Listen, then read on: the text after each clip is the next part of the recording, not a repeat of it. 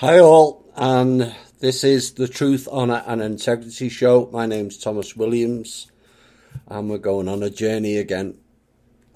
Today starts out another of my series, From Russia with Love.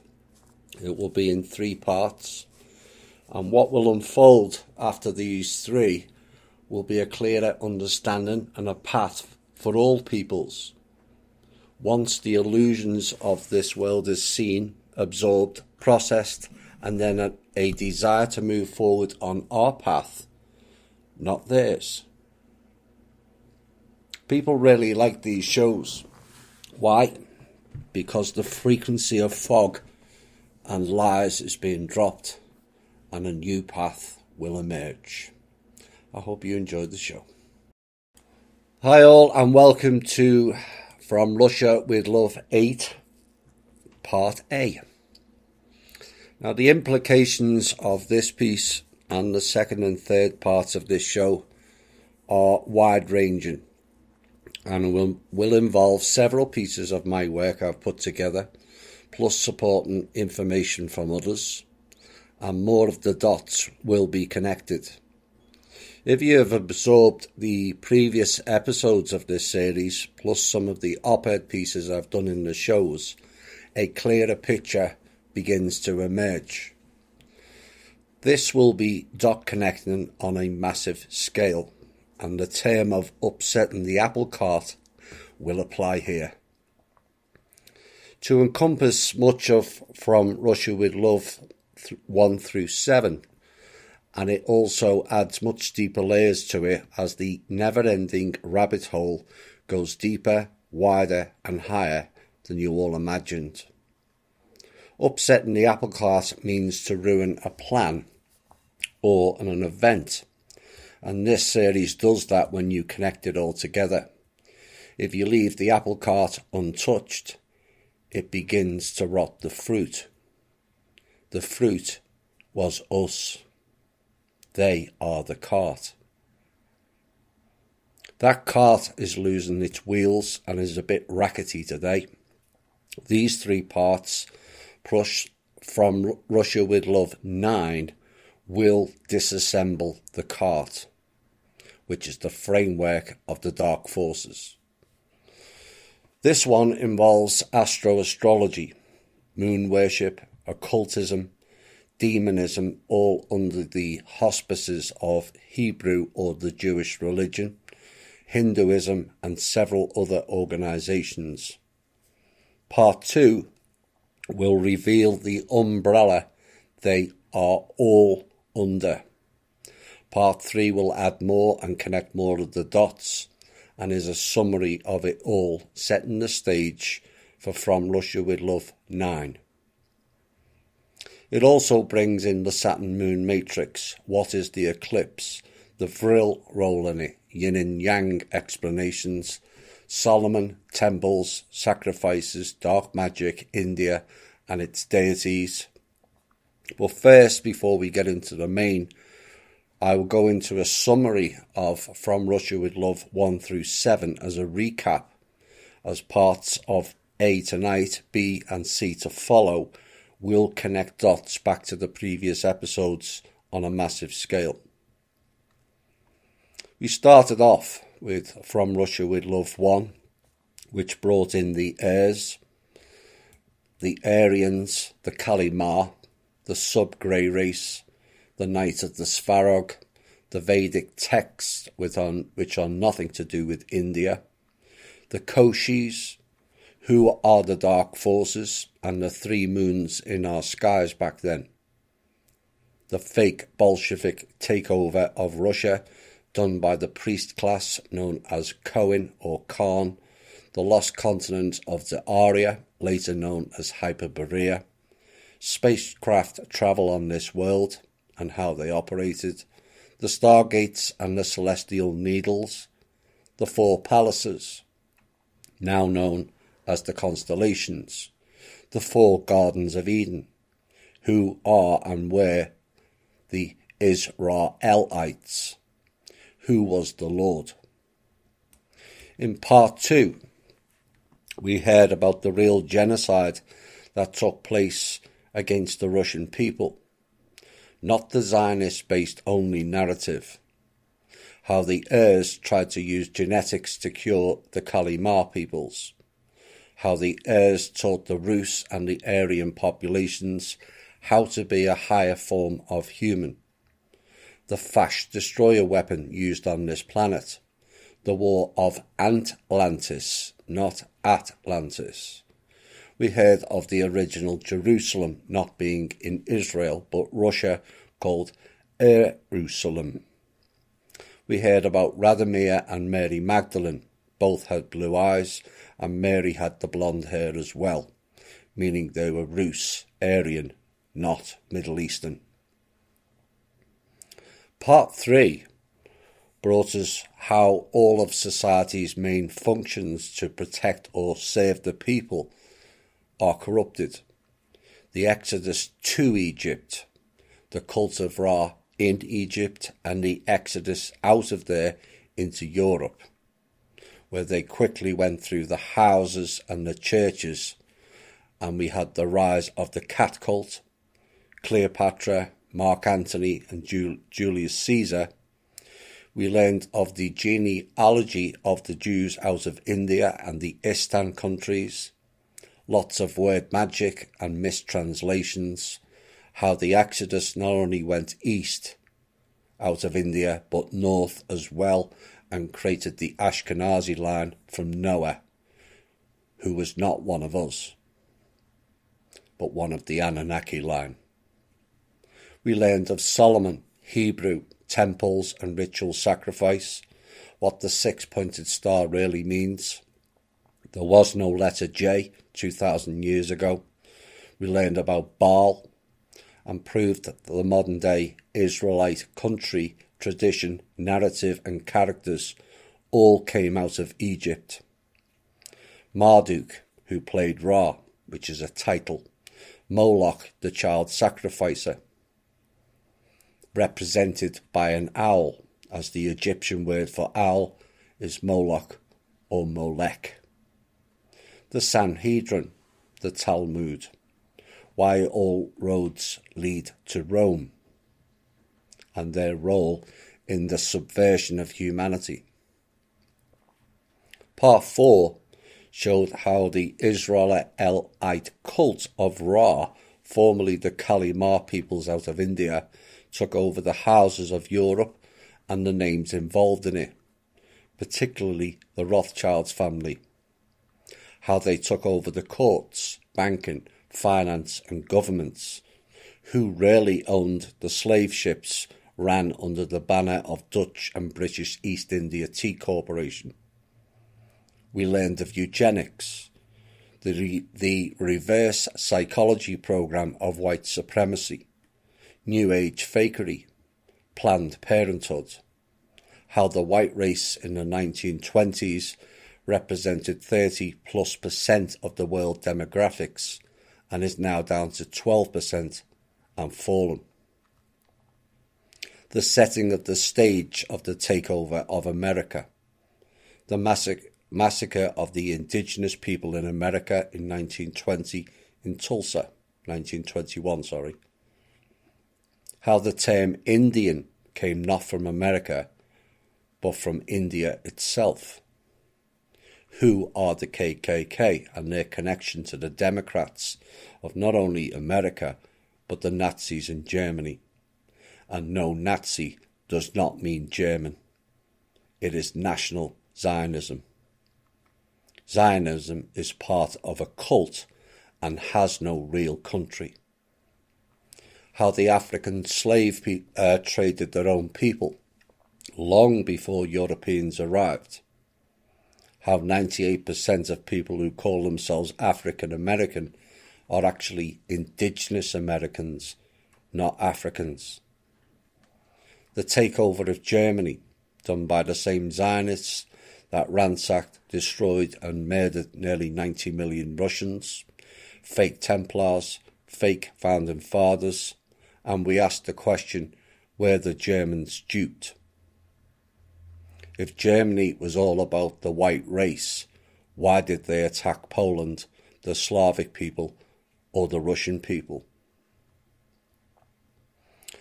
We also heard in part 4 how there was 2 attempts by Hitler to get all the Jews out of the camps, and the Rothschilds and Begin refused.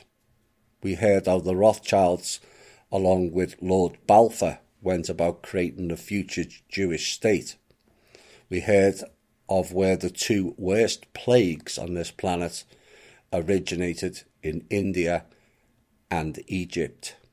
Coincidence? Part 5 brought us the fake Melchizedek line. Who were the Cathars? The Lord being Anu, the reptile Draco King. The mark of the Nephilim, which is scaly skin. Ascended masters are not from the sky, but us after developing on a soul level. What is a god? Not some fake entity coming down from the sky in a fiery chariot. None of them developed themselves and so tried to piggyback on humanity. We learned of the Kalergi plan of the Zionists. We learned of the protocols of the elders of Zion, which paid stooges and scholars have gone to great lengths to deny it was real. Methinks they doth protest too much for it not to be real. Plus the fact that so much of that narrative from those protocols has played out. We went through Hebrew terms and traditions, fake calendars, fake holy days, all based on paganism, how the Hebrews accepted the bribes and the seducements of the Lord, Anu, just as the Australian and New Zealand tribes did 16,500 years ago and sold humanity out. We learned then of a fake religion based on some non-existent Egyptian plates given to him by an angel that mysteriously disappeared, including some of the incriminating text, and morphed into a child-abusing and sacrificial cult known as Mormonism, replete with the old Egyptian symbolism, the temple, the altar, the sacrifice, and the cult of Ra. We went into word magic Hebrew style, the role of the crown in their temple gates, church, knights and bar, and how they forced the Magna Carta on King John and sold out all British subjects, not freed them as some alt-media people believe. How Adam and Lilith, not Eve, were not human, but their creation via genetics. How the popular Vulcan sign in Star Trek is a Hebrew Kabbalah secret sign. The life longevity of the biblical characters Noah, Abraham, Adam and Enoch. Why? Because they were one of them, not one of us. We learned of the moon cult, paganism, all wrapped into it, the rise of Zionism from the 1600s onwards, the role of New York and this cult, Cleopatra's Needle, all about the cult of Ra, sacrificial and sexual deviancy practices, all originating out of New York, financial and global skullduggery via the Federal Reserve, Wall Street and the UN, all out of New York, and the rise of the now common term in THI shows, born in, born to, New York and Jewish parents. How Joachim and Boaz turned into Osiris with the Twin Towers tragedy on 9/11, and how and why New York is dubbed Gotham and the rise of the Dark Elves, portrayed as a superhero in Batman, but it and they are not our friends, far from it. We learned that the Hitler Youth song, Tomorrow Belongs to Me, was written by 2 Jewish people, which sounds crazy to many people. Not when you connect the dots, it's not. Same program, same cult. We ended part 5 with the role of AIPAC, in and on proceedings in this country, a political driver of politics and policies in favour of the Zionist state known as Israel, Isis, Ra and El, which means God. Secret cells dotted all over America pretending to be a charity of some sorts, but essentially have bought and paid for virtually every politician in this country, and they, along with a lesser-known group known as J Street, have done far more damage in this coup of America than most people realise, all done by this cult. Part 6. We went back to Russia, of how the Rothschilds clan and Zydo Masons stole everything from Russia, and it was the stolen funds from Russia that Americans largely enjoyed their prosperity since World War One. The role of the Swiss, the fake Russian names that were all actually Jewish. How Leo Wanta and his Langley 2 counterparts with Reagan looted everything out of Russia again following the end of the fake Cold War and the alleged fall of communism. Communism was created by the Zionists, not Russians, Chinese, or any other country. How successive so-called Russian leaders from World War I were all Zionists looting the country and murdering the people.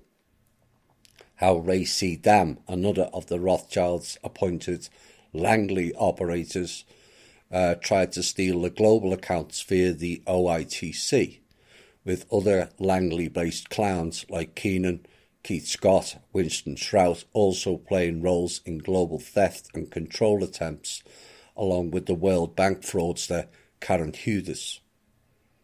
Part 7 brought in the OSS, which is SS, which became the CIA and the NSA, all under the banner of Five Eyes, which went to Nine Eyes, which went to No Eyes, courtesy of the work of the Trust.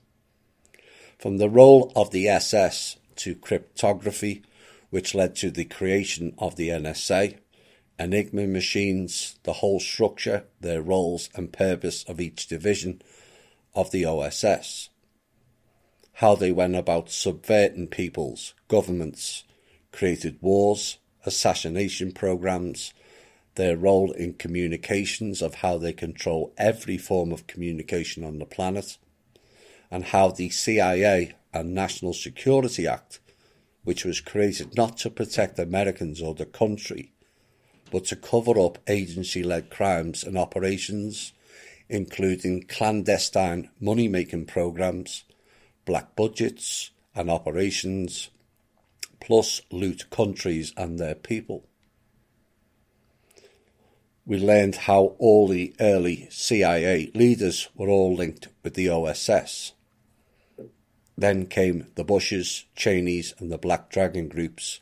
All were traitors to the country and the people. We learned of the P2 Lodge, known as Propaganda Jew, as in pro-pagan Dar. We learned of several CIA offshoot splinter groups, like Robert David Steele and his aptly named company called OSS. How they used all the so-called stars for their operations. How they controlled the media. How their scripts is the news.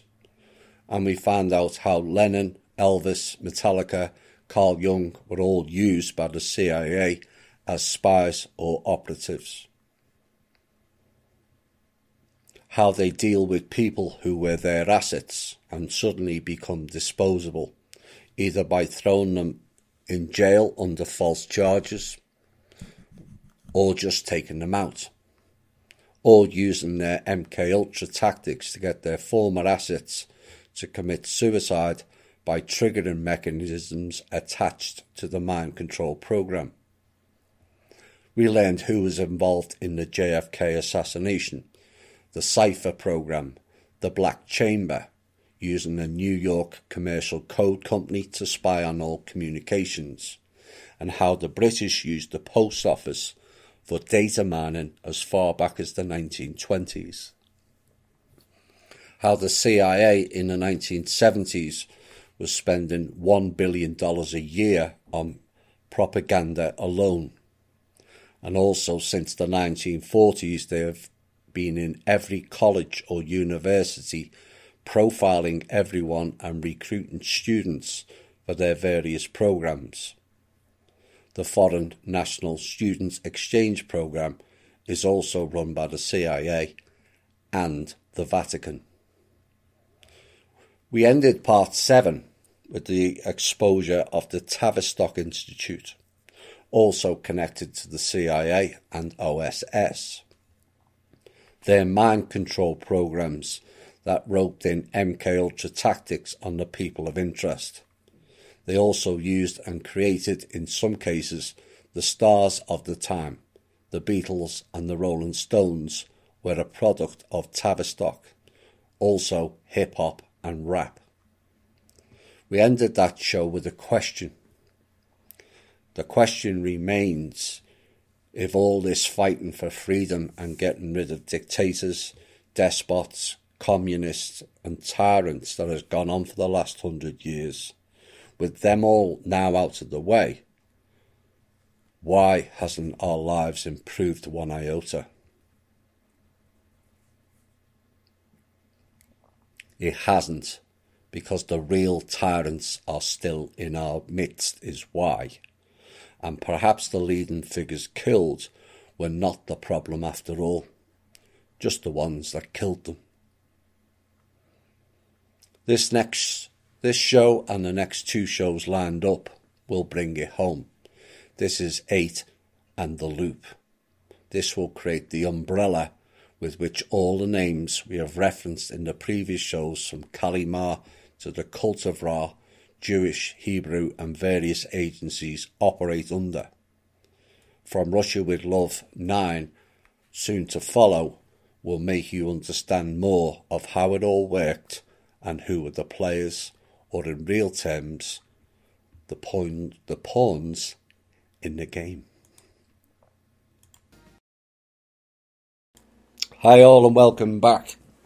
Quite a recap that, wasn't it? We've covered quite a lot. These next portions are going to expand the neural pathways in a new way. And this is called The Sun, the Moon and Astronomy. Now, modern day science still struggles to make sense of the world around us. Information is often denied if it sways off the official path, as it were. None more so than when astronomy comes into the picture. A plethora of misinformation, from flat Earth to distances to how everything is so far away when actually it's not. Science can't or won't explain of why, when you go into the sky and into space, which is closer to the sun, it gets colder, not warmer. There is a reason the Catholic Church closed down the school teaching program in the 14th century when astronomy was the lead subject taught, and ultimately dismissed it as a fake science. And yet, curiously today, that same church control most of the world's telescopes, including one by the aptly named title, for them anyway, called Lucifer. The so-called Holy Church, based on morals, principles and the worship of God, calling their telescope by the devilish name Lucifer. Does that make any sense to anyone? It will if you followed this series.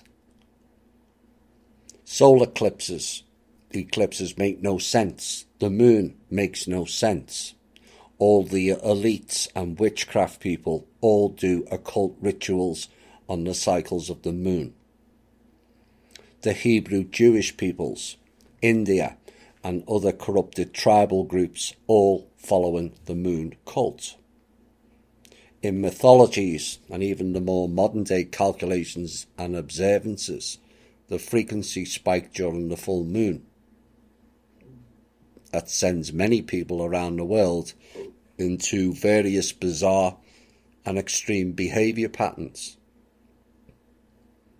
There is a reason for the term lunatic for unbalanced people. Perhaps the breakdown of that word makes things more clear. Lunar meaning moon, tick means parasite. The moon cycle created what are deemed the myths of werewolves. Those entities, are not myths, but reality-based. There is still whole family lines around the world which contain that genetic default. The wolf realm is the first realm some people encounter with travel abilities, and no, it's not good. Despite several Native American cultures adopting it as their animal totem, like the astral realm, it has become corrupted and a trap. The next realm along is the circus realm, and why people fear clowns and mirrors. The Hall of Mirrors, anyone? All of Marduk's meetings, the Bilderbergers, the Club of Rome, the UN, and other secret society meetings, financial meetings, the delivery of the fabled, non-existent, non-deliverable RV, was all done or happening on the lunar cycle.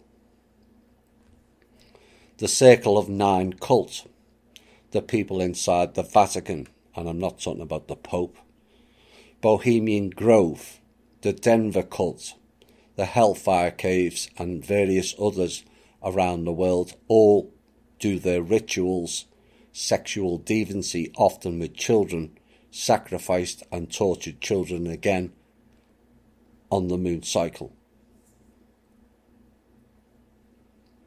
Modern witches all do their spells and rituals, all pulled along with the New Age program, which was all set up in the 1880s by the likes of Blavatsky and others. And some think Blavatsky, Steiner and the Lord of One talks about good things. Yes, it does, like the Catholic Church, but there's a hidden hook to it. That far too many go so far down the fishing line before being able to see it. People get trapped by the words, spells of love and light, unity consciousness, Mother Nature, all of which is nice to hear and make it actionable. But there's a hidden element to it, oblivious to the naive amongst us. The Law of One, peddled by David Wilcock, all about Ra, the harvesting and murdering humanity entity, which is all told in one story that is written on Cleopatra's Needle in New York. Throw in the fact that channeling is all done by technology trickery, largely to people who have been in the MKUltra programs, and you are left listening to what you want to hear, not what you need to hear. In the world of witchcraft, it's all about the moon goddess, names and titles with them people, as any quick internet search of their groups will show you. Modern witchcraft is the practice of paganism and Wicca, again a group who took part in the moon worship and sacrifice rituals, including at Stonehenge. Oops. Islam is another of the moon cults, hence the crescent moon as their symbol. Moon worship has been practiced in Arabia since 2000 BC. The crescent moon is the most common symbol of this pagan moon worship as far back as 2000 BC, long before Muhammad. There was a god named Hubal, who was lord of the Kaaba. This Hubal was a moon god. Each local pagan Arab tribe would refer to their own local tribal pagan god as Al-Ilah. Al-Ilah was later shortened to Allah when Muhammad began promoting his new religion in 610 AD. So what this tells us is the root of Islam is paganism, moon rituals, mired in with witchcraft and the dance with the demons and jinns via their dark magic. That's where Ali Baba and the magic carpet came from. And they can protest, but we are light witches all they like. But both light and dark use the jinns, which is known as demons, to perform their spells and magic. These people that practice the Ouija board, again dancing with the dark, again bringing in the corrupted spirit world. And the same applies with ayahuasca or peyote ceremonies. Most of the shaman or sham men have no idea that what they're getting their participants into. All in the name of spirituality, they say. All in the name of making money, is my reply, with dire consequences for the participants in some cases. So why all the moon worship? Well, this goes back to From Russia with Love Part 1 and the worship of the Kali Ma, known as the Dark Mother, which is the moon, and a female representation of the moon is Lilith, who is the real partner of Adam, not Eve. All depictions of Lilith are half human and half serpent. Perhaps it confirms it was she, Lilith, the talking snake, that was in the Garden of Eden, not Eve as described. Of course, this week we have the ultimate in dark entertainment that rolls the children around the world into Dancing with the Dark and Halloween. It takes place at night as it's moon related. It is the night the dark elements in our society call in the dead spirits and jinns for a so-called night of celebration, using spells and incantations, and even uses the children to act out on it. Nowadays, it's turned into another money marketing scheme, but the hidden dark intentions behind it should not be lost in the plethora of pumpkins, masks, costumes and candy. It was originally called All Hallows Eve and was pagan in origin until the Catholic Church Christianized it into Halloween. They did the same with the Easter festival, again pagan in origin, as worship of the goddess Ostara. The Catholic Church changed it in the 8th century and morphed it into the Jesus story. All Hallows Eve, all hail Eve, except Eve was Lilith, half woman, half serpent. Lilith is often envisioned as the dangerous demon of the night, who is sexually wanton and also steals babies in the darkness. Worshipped by the Hebrews via the Talmud. And is it possible there's even a reference to her in the Lord's Prayer? Hallowed be thy name.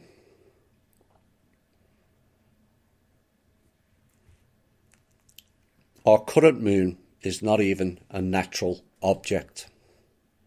Like Phobos, the Death Star, its orbital spin is unnatural in comparison to every other moon in the solar system.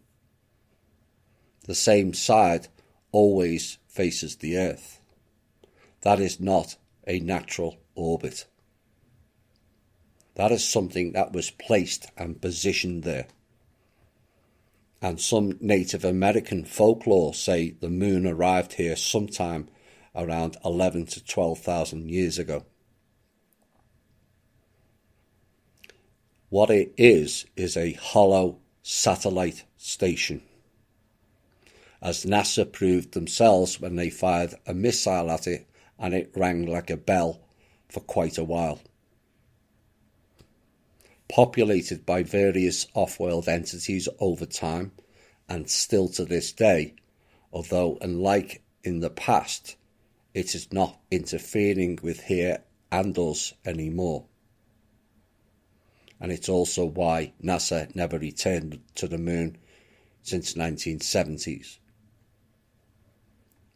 It was linked in a frequency-based relay of mind control system with Saturn, known as the Saturn-Moon Matrix, until events in the past 5 years ended that technology and program of interference. The solar eclipse creates awe and fear around the world depending on your culture. Having witnessed the last one in America and the one in the UK in 1999, although typically the UK was heavily masked with clouds, and some of the American one was also courtesy of the US military and chemtrailing. Now, the biggest issue I and others have is nobody sees the moon before or after the eclipse.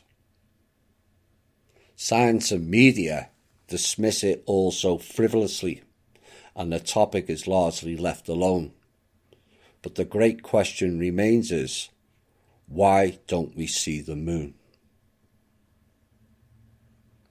Well, we see it going across the sun, Thomas. No, you see an object going across the sun.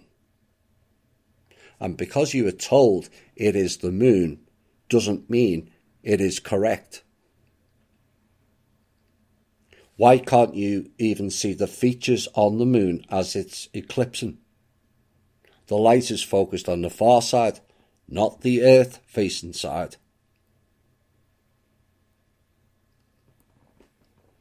Here is maybe why. Well, actually it is. It's not maybe. According to Vedic astronomy, which is the most ancient and said to be the most accurate system of astronomy on the planet, solar eclipses are not caused by the moon coming in front of the sun, as astronomers believe. Rather, the moon is described as being further away than the sun, and what happens at the time of the solar eclipse is our moon goes behind the sun, and a dark planet called Rahu comes between the sun and the earth. Rahu. R-A-H-U. Ra, of course, is the title of the fake solar god that comes under the banner of the Son of God, Son spelt S-O-N instead of S-U-N, played by Marduk and Anu in the past, plus some of the Egyptian pharaohs. Pharaoh means great house. So now you know where the terms of the House of Bavaria or Saxe or Anjin comes from, all out of Egypt. Hu in Sumerian means serpent. In Sanskrit it means dragon. So Rahu is Ra is the head serpent or dragon.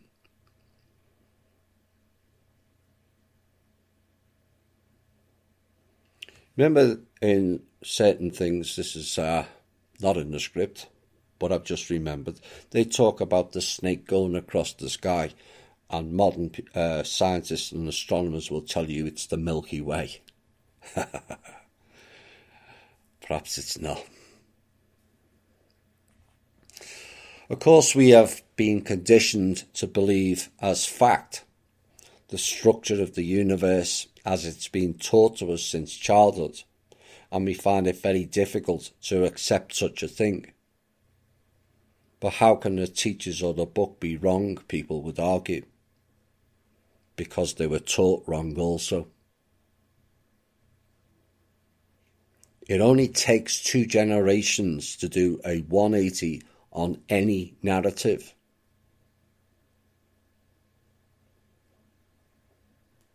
All Aryans are white supremacists. Narrative is a prime example.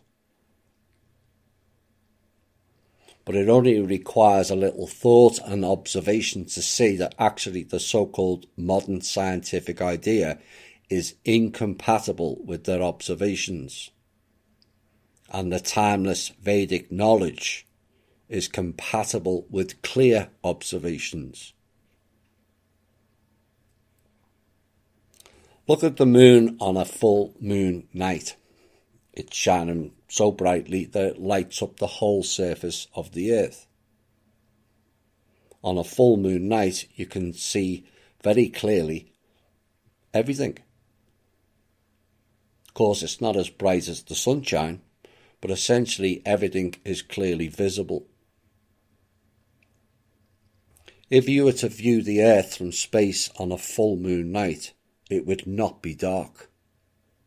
It would be illuminated by the moonshine, and all the features of the earth would be clearly visible. But as there is moonshine, there also is earth shine. Much of the earth is covered by water, which is a good reflector of sunlight. In fact, most of the scientists say that earth shine is much brighter than moonshine. And we know the earth is enormous in comparison to the size of the moon. The moon is around 27% of the size of earth by comparison. So if the moonshine can completely illuminate this earth on a full night, then it would make sense the earth shine can completely illuminate the moon.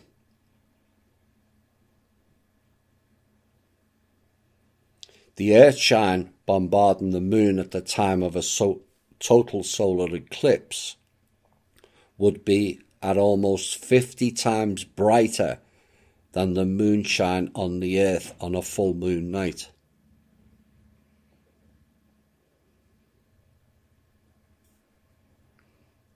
Now, if Western astronomers are correct, the solar eclipse would be the perfect time to see the moon illuminated by the earth shine.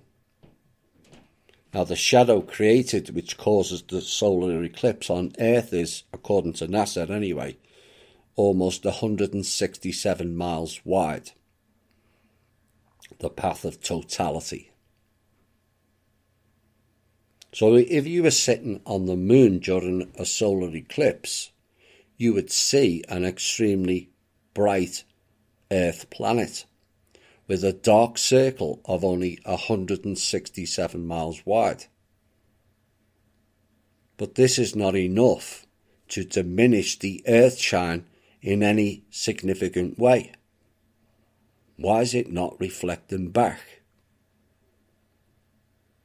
Why is the circle only 167 miles wide when the moon is covering the whole of the sun as observed? Does that make sense? When the sun tracks across our planet, it's in a giant wave motion. You can see it on Google Earth. It's like an upside down U that covers an area of sunlight from California or the west coast to the extreme west of India. A total of 8,490 miles. So surely a total eclipse would plunge that same area into darkness, not a 167-mile region of totality.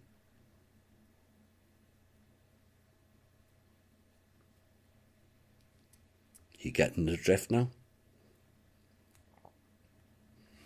So even though the sun is behind the moon, the full force of the sunshine is hitting the earth and reflecting off the blue oceans and reflecting off the land also. So the moon is completely illuminated by earth shine, even though the sun is directly behind it.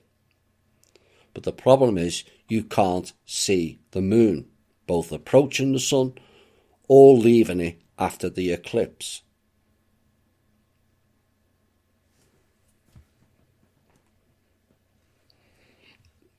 Now, if Western astronomers were correct, if you were in that 167-mile wide path of the total eclipse of the sun, when the sun was completely covered, you would, of course, see the sky become black, and then you could see the stars.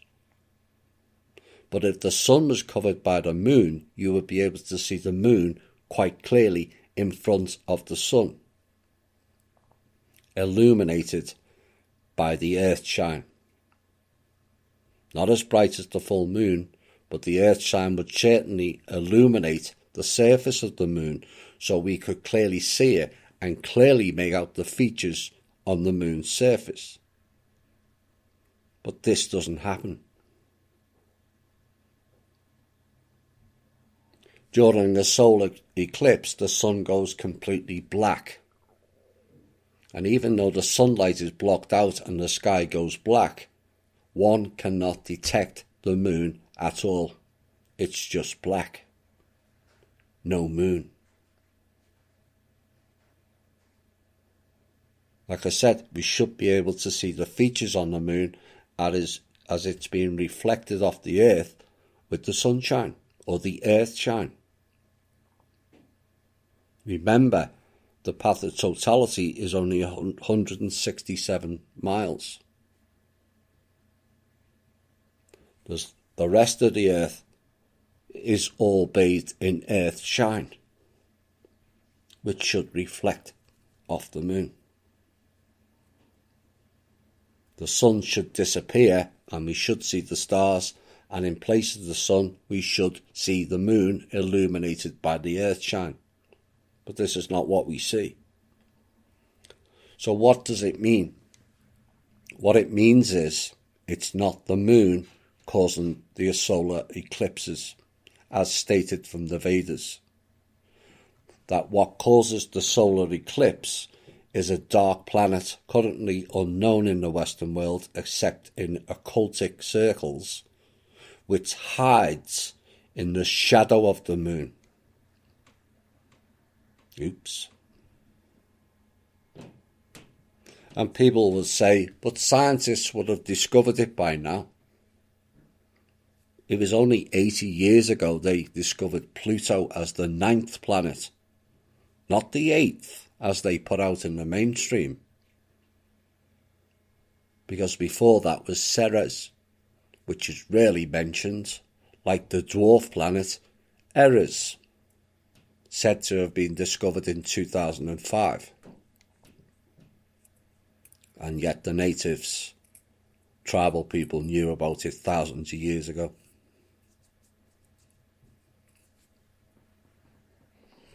Rahu is relatively close to us, around about the same distance as we think the moon is, but it is completely black.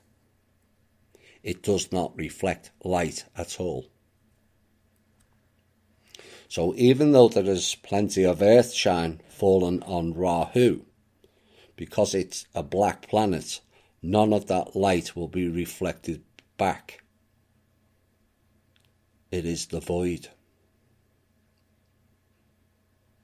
So we would see the sun simply blacked out in the sky on a full eclipse, which is exactly what we see. Now, science tells you the moon is roughly 250,000 miles away. Some calculations suggest it's around 3,000 miles away. All I know is on some days it looks a lot closer than is being made out. I suspect this dark planet, Rahu, also has elements of cloaking attached to it. People have seen the evidence on YouTube videos whereby the moon is rippling.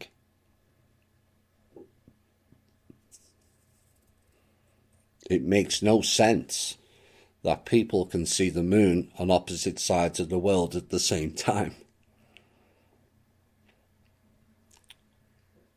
So is Rahu, if visible at certain times, is it Rahu?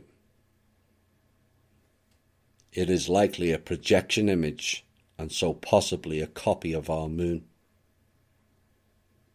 That explains the rippling. So this is absolute proof that the assumption of Western astronomers that solar eclipses are caused by the moon coming between the Earth and the sun is wrong. Because if that was the case, we would be able to see the moon during the full eclipse of the sun as it would be bathed in earth shine. We'll be back shortly. Hi all and welcome back. Quite a bit to get your head round that last piece. It always is when it's new, when we've had so-called official stories rammed down our ears all our lives. And we're going to go deeper into what is behind Rahu and also Ketu. Now, Rahu is one of the 9 major astronomical bodies in the Navagraha, which is said to be Indian texts. They are not Indian at all, but they are the Vedic and the Rus texts. So what are the Navagraha? They are Surya, Ravi, the sun, Chandra, Soma, the moon, Mangala, Mangal, Mars, Buddha, Bud, Mercury, Devguru, Brihaspati, Jupiter, Shukra, Venus, Shani, Saturn, Rahu, solar eclipse, and Ketu, lunar eclipse. Now, curiously, in those texts, there's no reference to the 3 outer planets, including the other 2 bodies, Ceres and Eris, of Uranus, Neptune, or Pluto. Now, unlike the other 8, Rahu is a shadow entity. Nice terminology there. The one that causes the eclipse, and is also known as the King of Meteors. The rock throwers. You've heard me mention that term about throwing rocks at our planet. One has to ask the question if it was this planet, Rahu, that wiped out the dinosaurs. One also has to ask the question, were the occupants of this planet responsible for the flood also? Rahu represents the ascension of the moon in its precessional orbit around the Earth. It is paired with Ketu, K-E-T-U, the time of day considered to be under the influence of Rahu is called Rahu Kala and is considered inauspicious. Kala is a derivative of Kali, which means dark. As per Vedic astrology, Rahu and Ketu have an orbital cycle of 18 years and are always 180 degrees from each other orbitally, as well as in the birth charts. This is the original yin and yang. The sun, light, the moon, dark. 180 degrees each, with the moon completing the circle, or the moon binding the circle, and could be described as the dark version of the Holy Trinity. This coincides with the precessional orbit of Moon, or the 18-year rotational cycle of the lunar ascending and descending nodes on the Earth's ecliptic plane.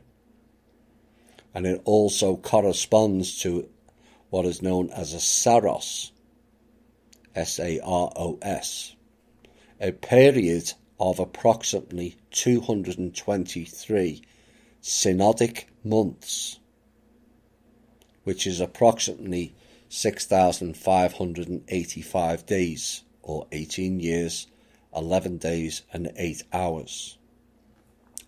And that can be used to predict eclipses of the sun and the moon. So what is a Saros? Saros is a period of time based on the lunar cycle, not the solar. It contains 3 periodicities relating to the lunar orbit: the synodic month, the draconic month, and an anomalistic month. Excuse me. Anomalistic month coincides almost perfectly each Saros cycle. Now, synodic means council of the church. So it's the priest class again, so prevalent in Egypt. Priest also means Cohen, spelt with a C or with a K. Khan also means priest. Hence Genghis Khan, or Cohen, was from the priest class, who attacked the Rus and the Aryans. Anomalistic is suggestive of something being irregular, known as the year, which is 365 days, 6 hours, 13 minutes and 48 seconds, and the extra bits are why we have a leap year.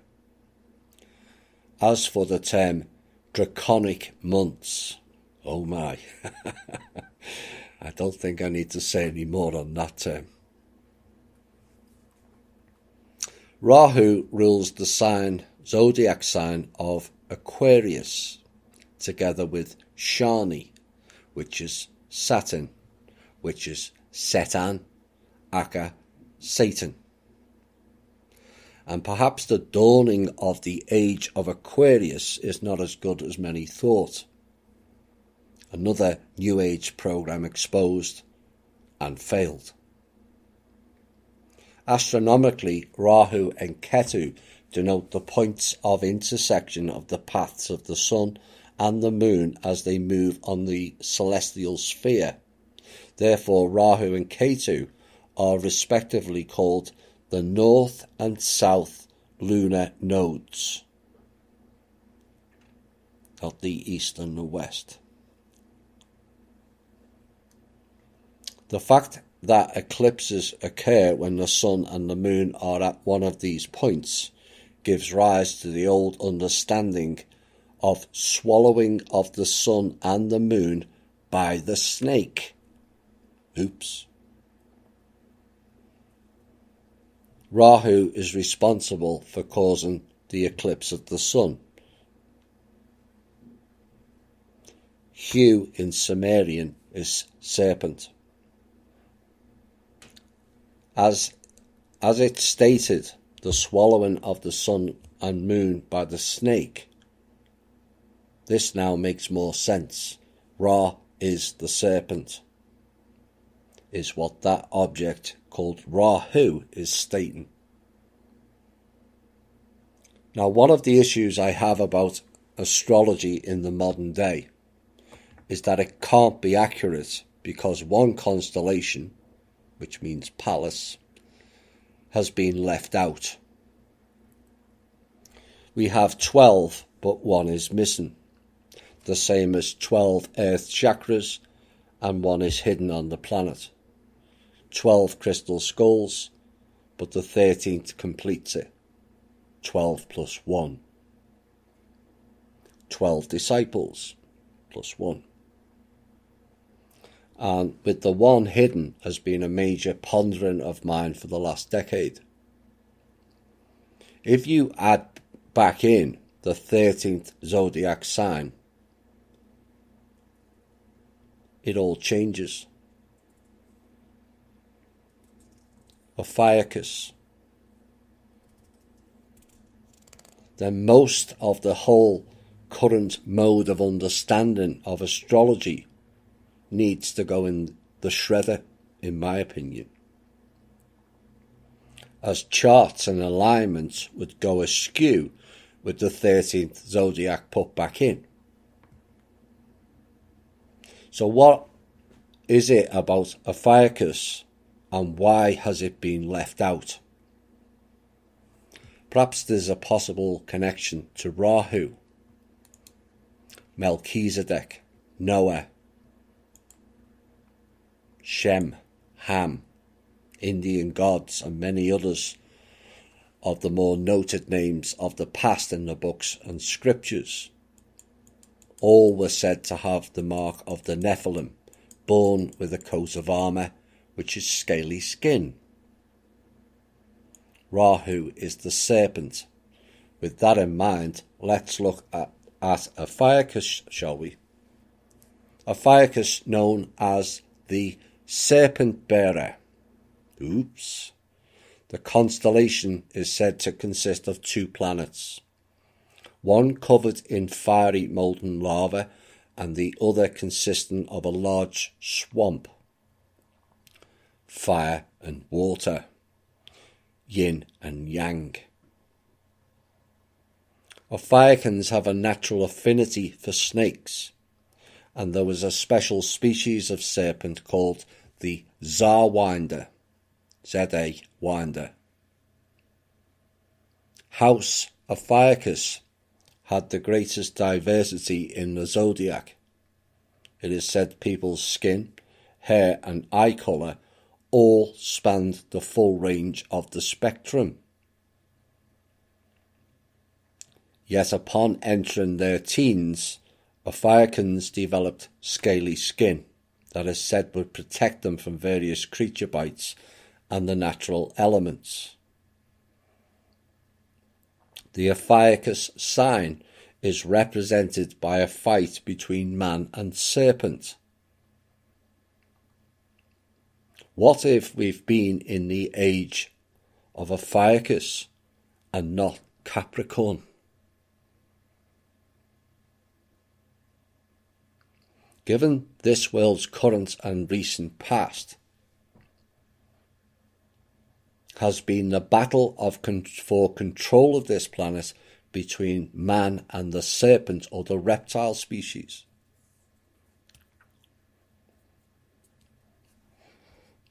The zodiacal sign after Ophiuchus is Sagittarius. What if we are going into Sagittarius next and not Aquarius? On one of my night travels around 4 years ago, I got into a discussion with an entity of where we were heading, and I disagreed with what I was being told. And I turned around and said, no, we're going to Sagittarius. Now, back then, it didn't make much sense why that came up. but with this piece, perhaps it does now.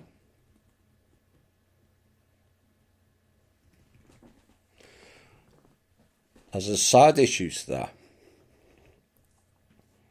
to get to Sagittarius, we have to go through the G cloud.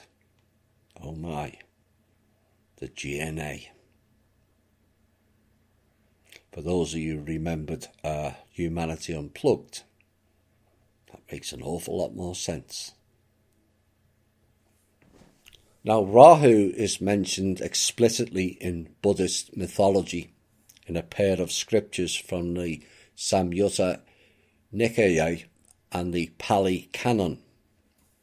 In the Kandimar Sutta and the Surya Sutta, Rahu attacks Surya, the sun deity, and Chandra, the moon deity. No surprise, the moon deity Chandra is the name of NASA's X-ray observatory.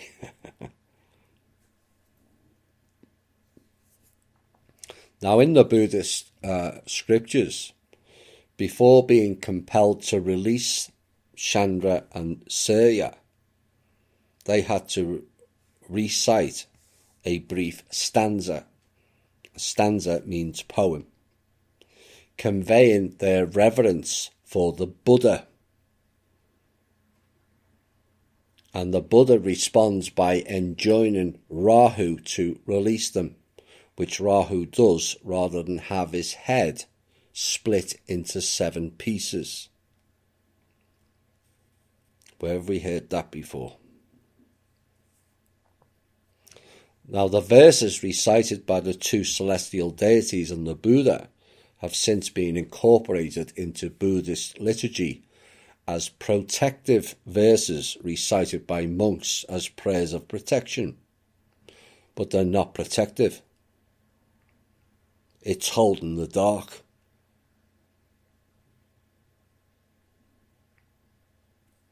Rahu attacks Surya. Rahu the serpent attacks Surya was the original Vedic solar deity, the protector,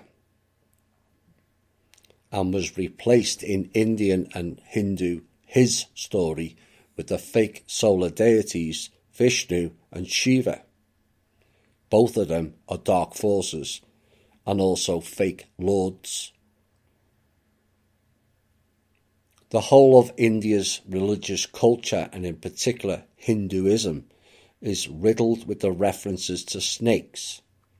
The Nagas, in particular, as associated with Vishnu, Bhairav, and Ma Akala, and the worst of them all, Shiva.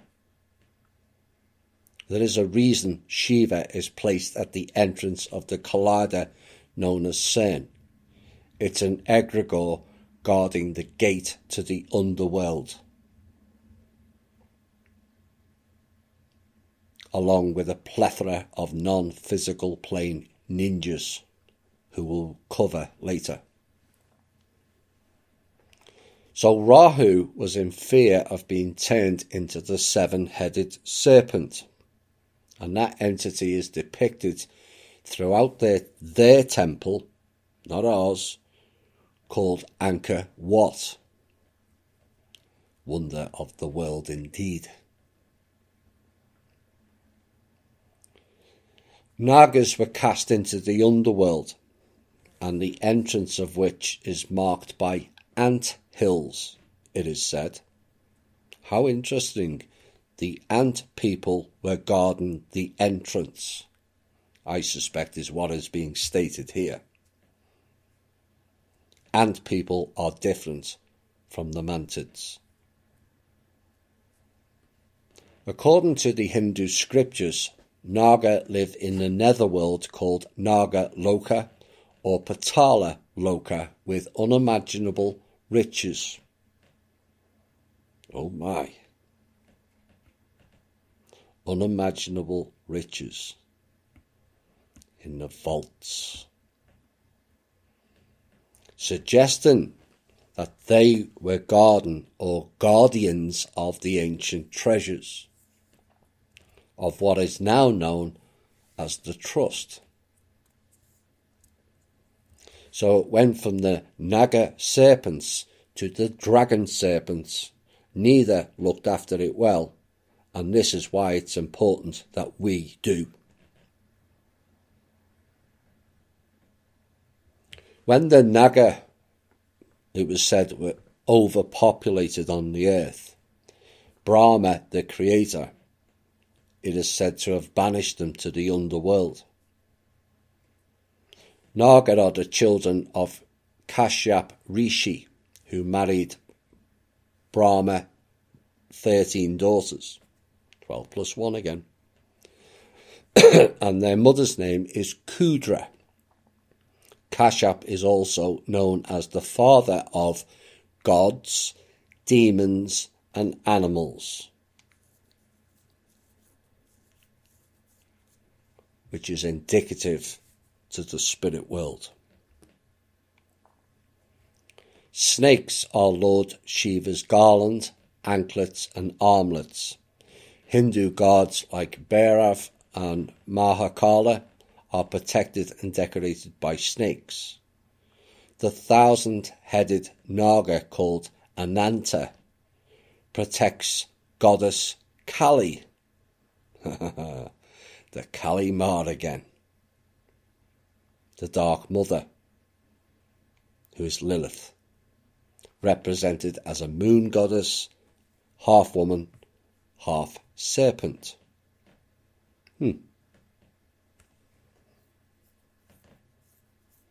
Like Lord Vishnu, many gods rest on Naga or are protected by Naga. The Naga guard the Hindu temples and also the shrines. The Naga are depicted on the doors, windows, and the walls of the temples. And the Naga are also the seat of the deity.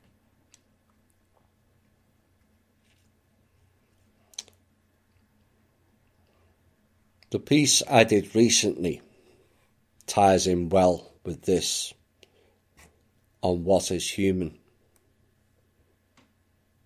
And we gave the 3 names of Hu. Sumeria, Hu means serpent. In Sanskrit it means dragon. Also pronounced Drakon, and so linked to Draco. But not the main Draco, but the Hydra Draco, who are a more dragon-like species. And in some cases, worse than the Draco. If we have been in Ophiuchus constellation, as speculated earlier, perhaps this next bit will lean further towards that theory. In Ophiuchus tradition, the name for a guardian is master. Yet master is a control-based term. In Sagittarius, the term for guardian is guardian. A guardian is the keeper, the protector. Big difference.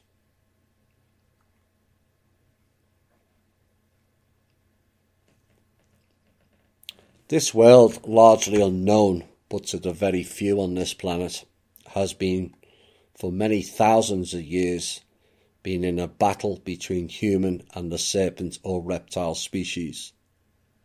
The zodiacal sign depicts certain things, like Aries the ram, Cancer the crab.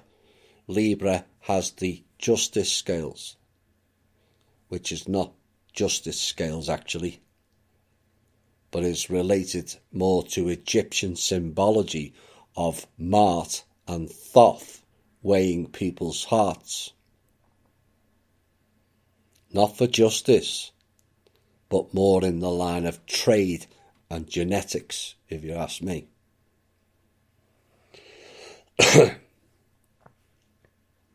Speaking of Egypt, as the pyramids are another symbol of their buildings, not ours. Like I said earlier, Pharaoh means the great house.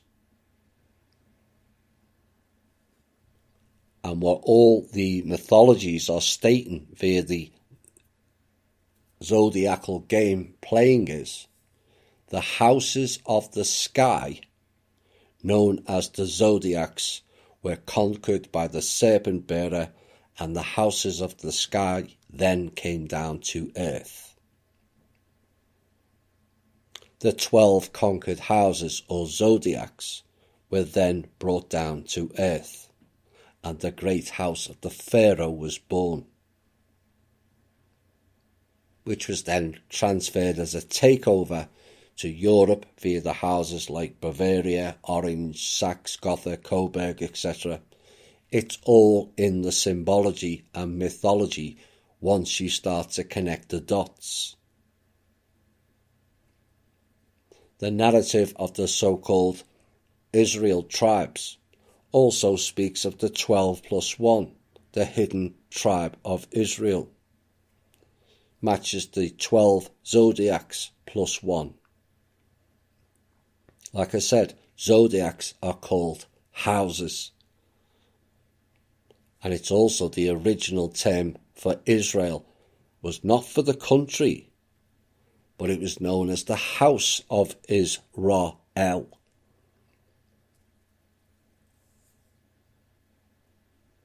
The Anunnaki, as those of royal blood, and also known by the term those who from heaven to the earth came, is an added clue, and in support of that analysis, the house of Ophiuchus came down to earth, known as the serpent bearers. The depiction of Ophiuchus is a man fighting a snake, and I think this is a depiction of what has been playing out in the current zodiacal time-space. It is the choice of Hugh. Hugh, serpent man, or Hugh, man, which is us. The master reign ends, and the guardians return. And that is why back in 2016, humanity, not raw humanity, won the right to be the sole guardians of this planet via the peace treaty. We'll be back shortly. Hi all and welcome back. We're about 40% of the way through. It seems many are liking what's coming out. And this next section, we will strip away more myths of the New Age movement that we covered in an earlier From Russia with Love 4 show. And that show was important to grasp of what went on from around 1880 through 1925. Planned Parenthood, eugenics, Federal Reserve Life Force Energy Harvesting System, the destruction of Russia, the New Age program done by the likes of Blavatsky, Steiner et al., Albert Pike, plans of 3 world wars, and the likes of Crowley and co. bringing forth the dark magician path. Now, because of their access to the looking glass technology, they knew religion would start to fail, particularly in the West, and so provided a new program to fall into. Now remember, there was a hippie movement in the 1860s through 1970s. And think tanks take advantage of that to write new traps for the people. New Age is a deliberate sidetrack from one controlling system, religion, to another, fake spiritualism, all wrapped up in a nice package of Let's All Sing Kumbaya, which is about calling in the Lord. The lord of the book is Anu, the draconic reptile king.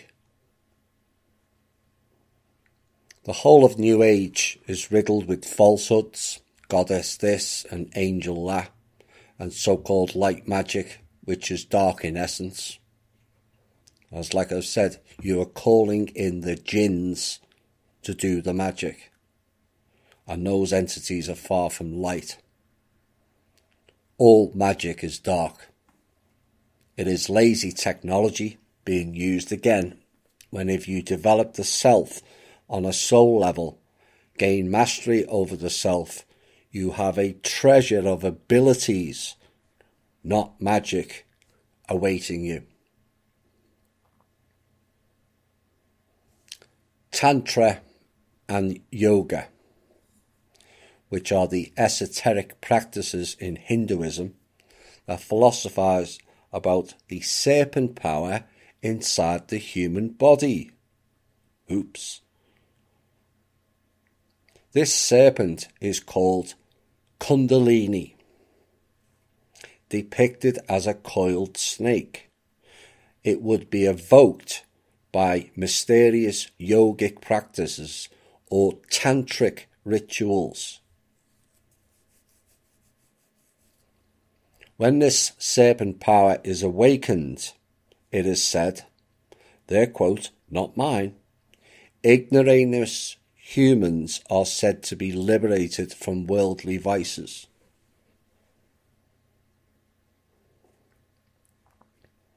The literal meaning of Kundalini is coiled naga. Naga is the snake. Oh dear. Tantra and yoga are calling on the snake.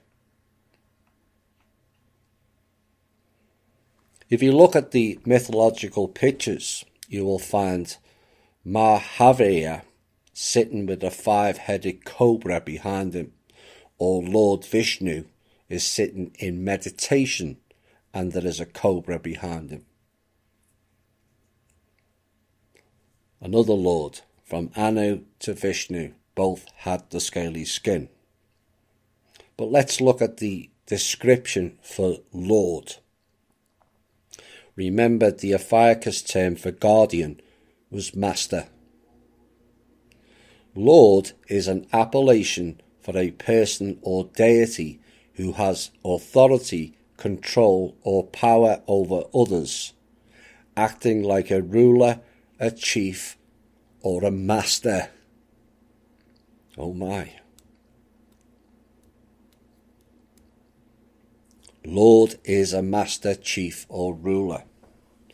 Does those descriptions resemble anything like what the Creator Source would act like?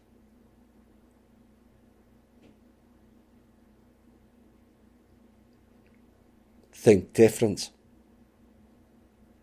The Lord in the books is not God.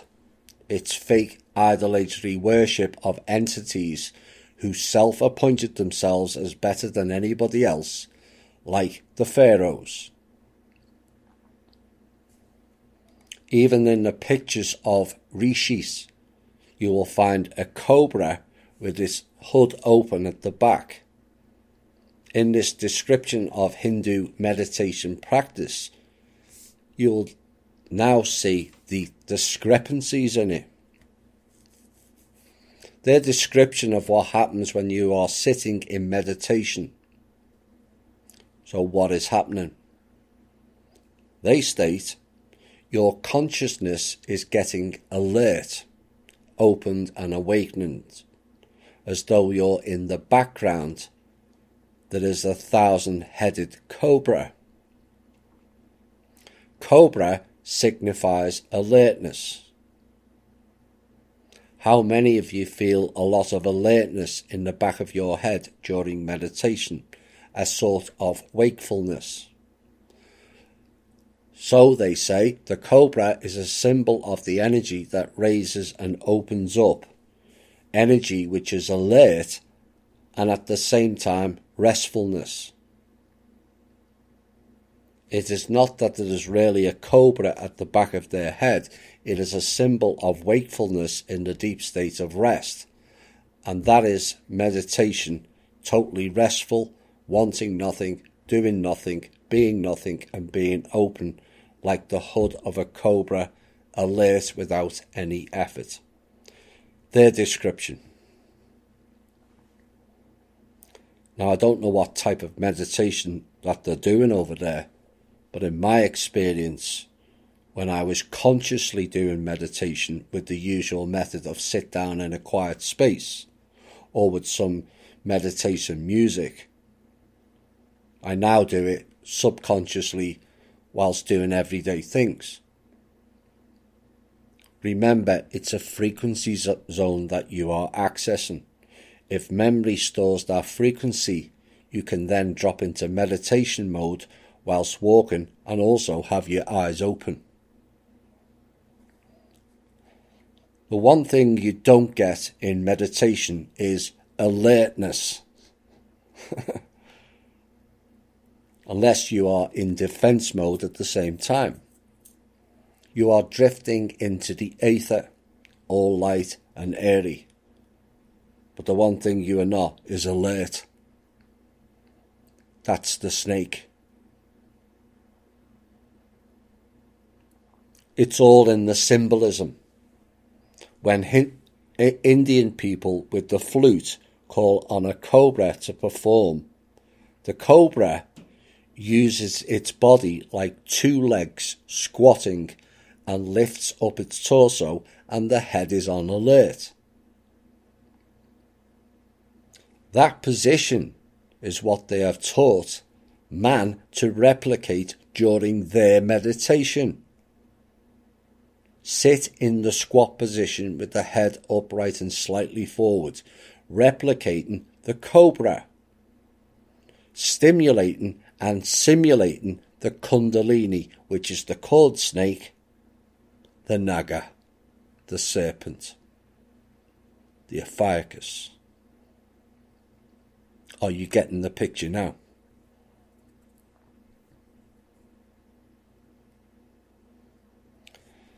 There are two types of descriptions for this. In one, they talk about a cobra. In another, they talk about a flower in ancient Hindu history. And the flower is like 1,000-petaled lotus, blossoming on the top of the head on the crown chakra. So back to Surya, the original solar deity. In Greece, he was known as Apollo, who regularly visited the Arya, also known as Hyperborea, who were replaced by the fake gods like Ra, Vishnu and Shiva. And what does Surya in the many statues depicted in India hold in both hands? The lotus flower, not the snake, like Vishnu and Shiva. So summing up this part, Hinduism, along with Buddhism and the Tibetan monk practices, are all symbolizing the snake-serpent cult. Vishnu, Shiva and other deities within that culture of the embodiment of the snake Naga. Naga, the underworld group represented as hell in the scriptures. Well, at least that part is correct. False hidden hand worship with cloaked practices that are said to be to help man, but actually reinforces domain over man by giving your energy away to these serpent harvesters. Hidden devious elements wrapped in a nice package of what is described as enlightenment via a created New Age program, all carefully choreographed into a descent, not enlightenment. but a cloaked descent into the dark. New Age is not what people think they're signing up to. It is another one of their carefully disguised traps. Their version of enlightenment is about as illuminating as the Illuminati. And I hope the people of India take note of this piece.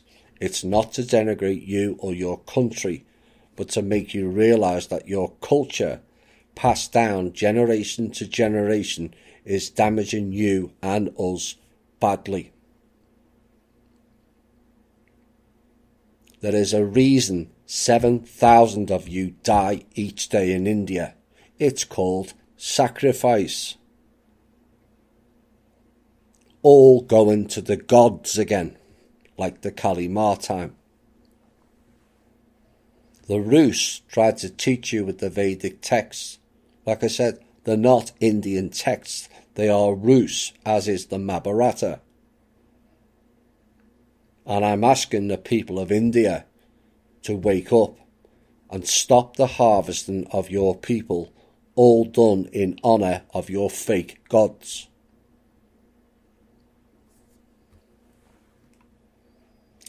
Rahu is found in the Puranic genre of mythology. Puranic means ancient or old, which means it superseded Indian culture. There's the key. And perhaps this next part will confirm that and where it came from. Puranic includes diverse topics such as cosmogony, cosmology, genealogies of gods, goddesses, kings, heroes, sages and demigods. It involves folk tales, pilgrimages, temples, medicine, astronomy, grammar, humour and love stories, as well as theology and philosophy.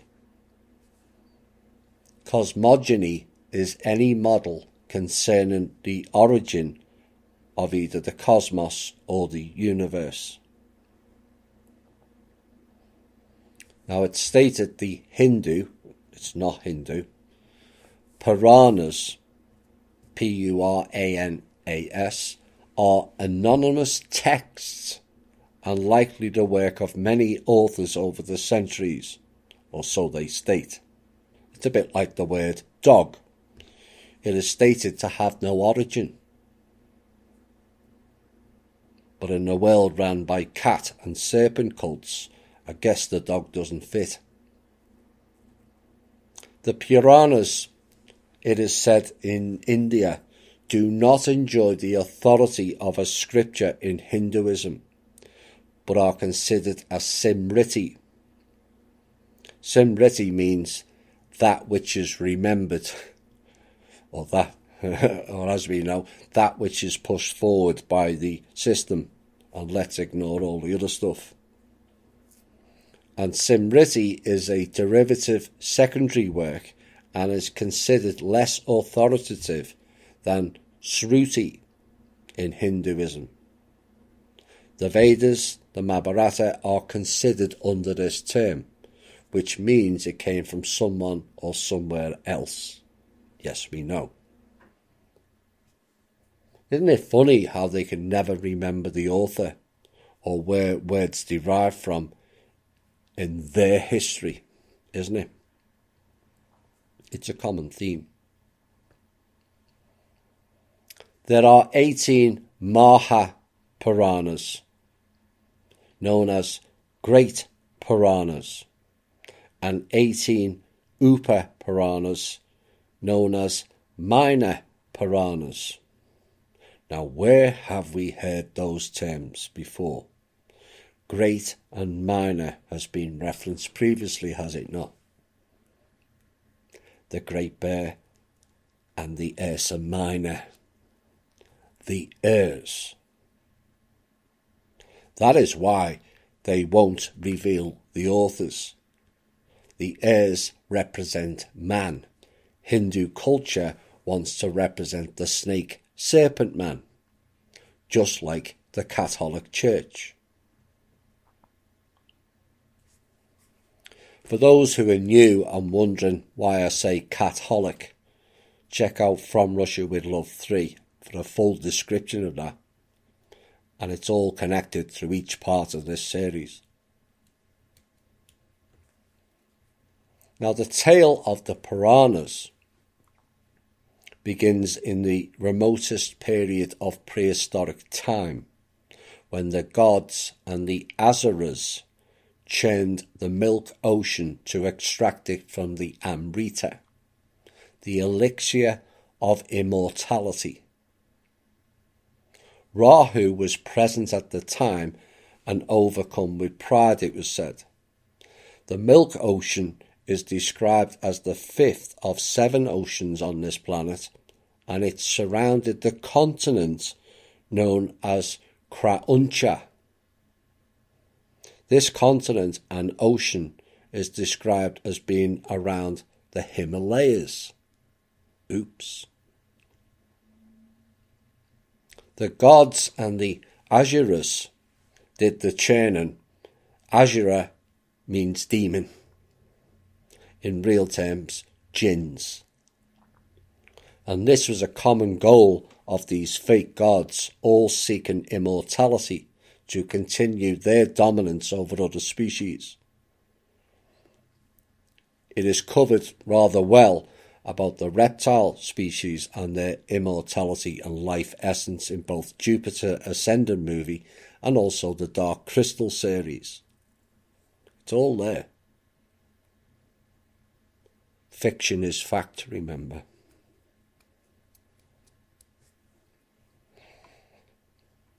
Now, what I do know is there are bodies of water dotted around the world that still contain many beneficial healing properties, natural healing properties,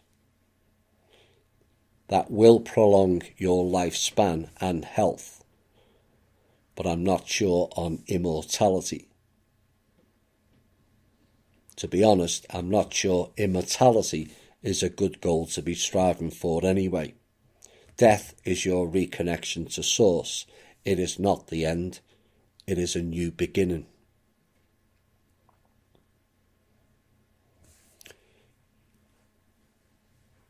To churn the ocean, they used the serpent, Vasuki.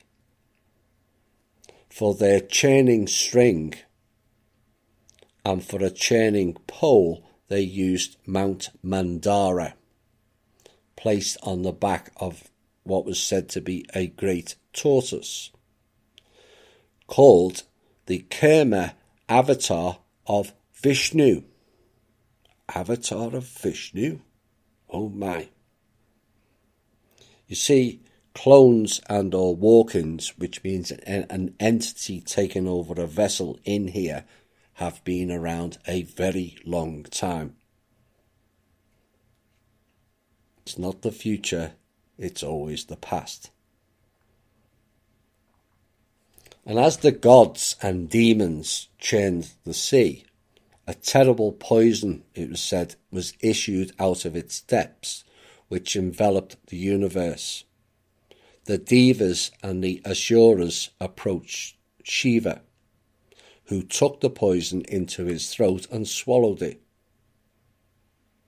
Shocked by his act, goddess Parvati strangled his neck, hence then managed to stop it in his neck. But you can't do that on a human, you'll just choke him to death, which tells you these were not human, and prevent it from spreading to the rest of his body. However, the poison was so potent, it changed the colour of his neck to blue, thereby earning him the name of Nilakanta, the blue-throated one. Better than the blue chicken, I suppose. But all of the depictions of the Indian gods all have blue faces. This is the sign that all of them were poisoned and paid for their dark intentions.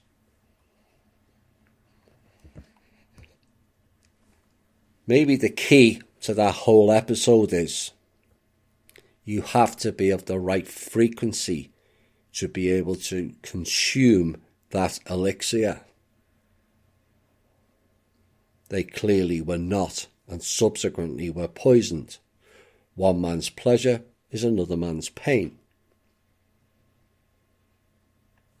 When the Amrita finally emerged along with several other treasures, the Devas and the Asuras fought over it. However, Vishnu, now in the form of Mohini, the enchantress, manages, now man-to-woman avatar, to lure the Asuras, demons, into handing over the Amrita to her, which she then distributes to the Devas. A Deva is described not as a female, but a male deity in Hindu, which means heavenly or divine. The female version is Devi. And another example of the cross-gender meaning being played out by think tank social engineering groups, female personalities are known as Devas, which is actually the male version.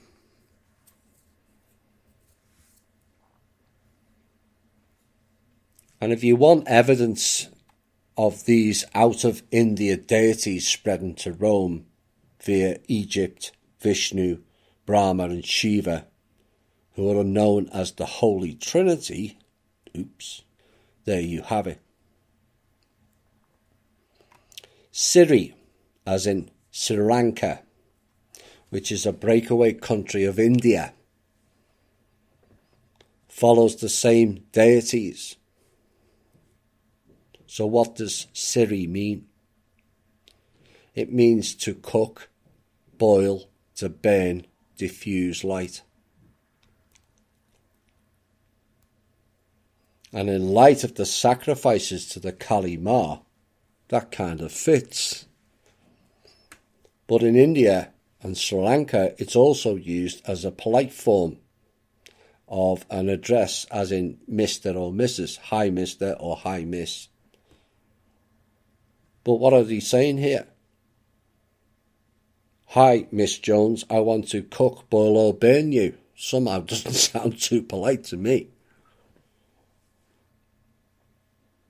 And it also means veneration of a deity known as Lakshmi, who was the consort of Vishnu, depicted as having 4 arms, which may be suggestive of an avatar or a walk-in. You will only see 2, but there's another person inside the vessel, so the arms become 4.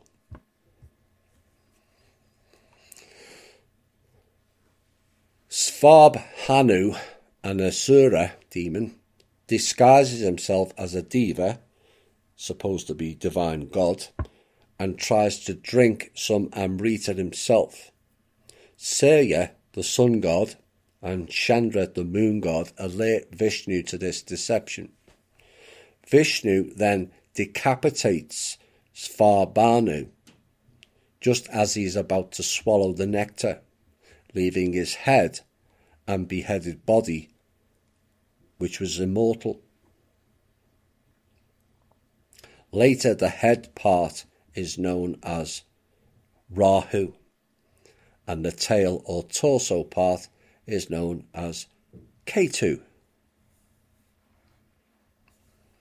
Now, a bas-relief at the temple of Angkor Wat in Cambodia includes a depiction of Devas and Asuras working together to stir up the ocean of milk in an attempt to free the precious objects lost within.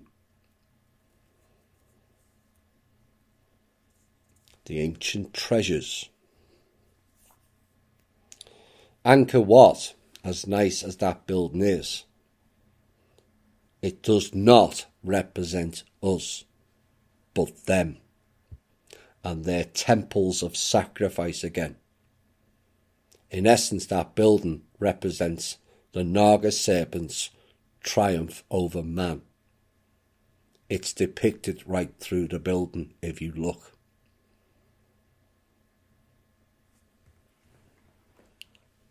Still think Indian culture's about enlightenment? Perhaps this next passage will make you rethink that notion. This describes the ceremony for this nectar, stated to be the elixir of immortality, but appears to all intents and purposes to not be. And according to the Tantras of Chakravarti and Tantras of Vajravāhi, a ceremony needs to be held for melting and blessing the inner offering nectar. You're not going to like this. The 5 nectar needs to be arranged in 4 directions. Yellow excrement in the east. Yes, you heard that correctly. Green bone marrow in the north. White semen in the west. And red blood in the south, with blue urine placed in the centre.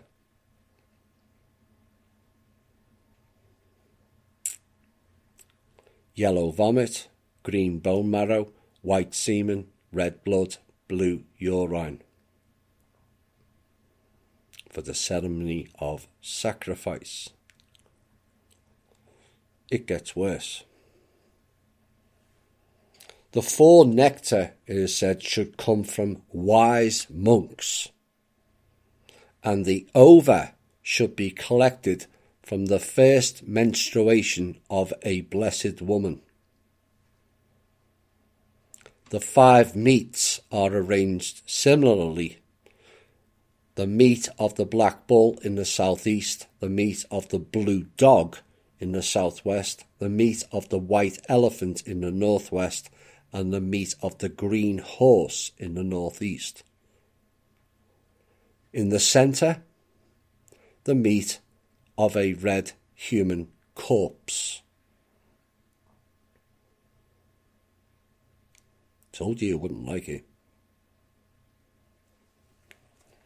After the ceremony, these ingredients will transform into an one taste, ekarasa elixir, which it says to bestow bliss, vitality, immortality, and wisdom.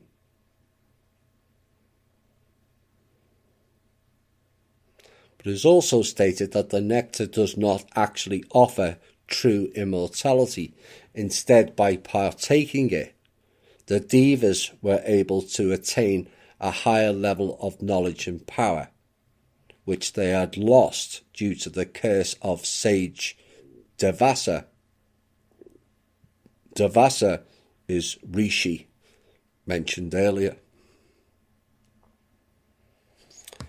Following this event, Rahu, the head of the snake, and Ketu, tail of the snake, were given the responsibility to influence the lives of humans on Earth.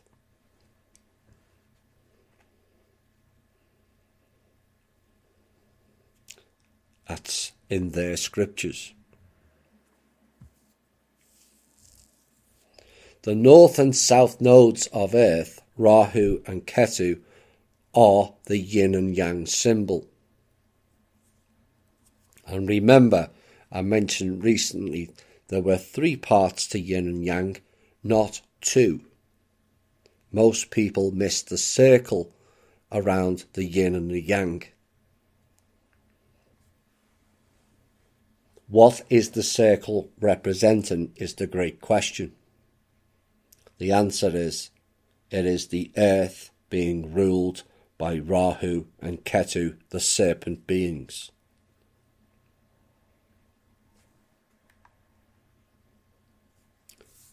Like I just said, they were given the responsibility to influence the lives of humans on Earth. Yin and Yang are not balanced either. It's another illusion played on the masses by the dark-dominated East. Both are dark. One of them needed to be light for balance. Rahu, the sun, light, was also dark. Ketu, moon, dark, was also dark.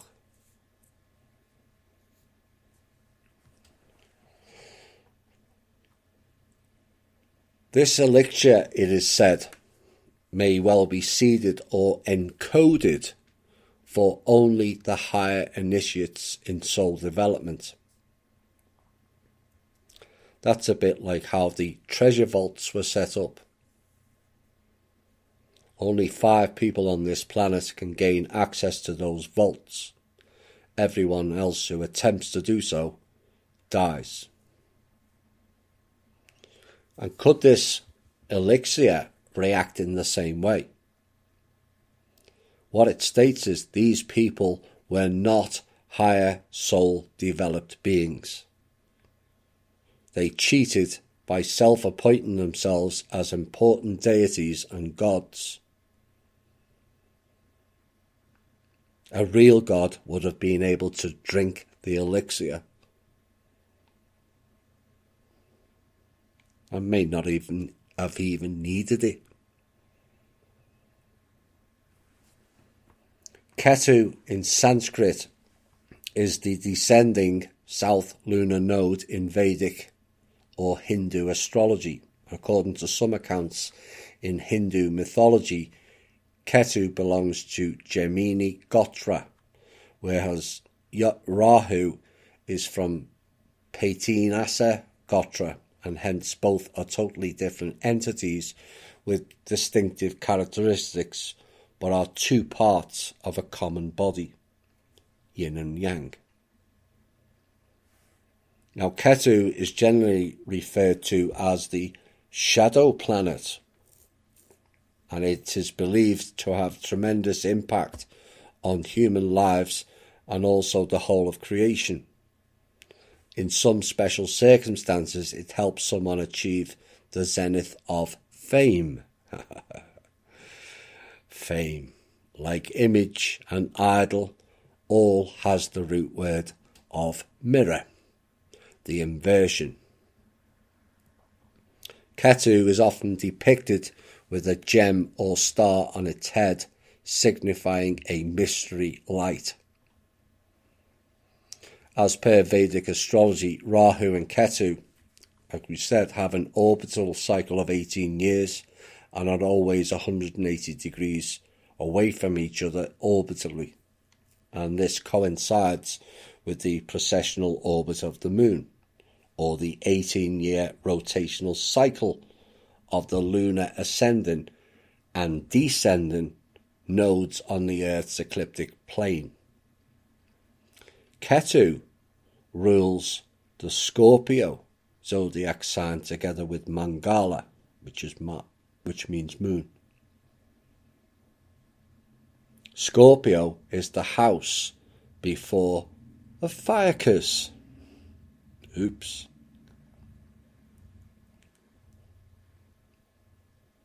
Often it is stated that Ketu is misunderstood as Uranus during Sanskrit to English translation. However, Uranus is only barely visible to the naked eye, and its discovery is attributed to the use of telescopes, except that the symbol of Ketu is a U, which could explain why certain people linked it with Uranus. But in Hindu astrology, Ketu represents karmic collections, both good and bad.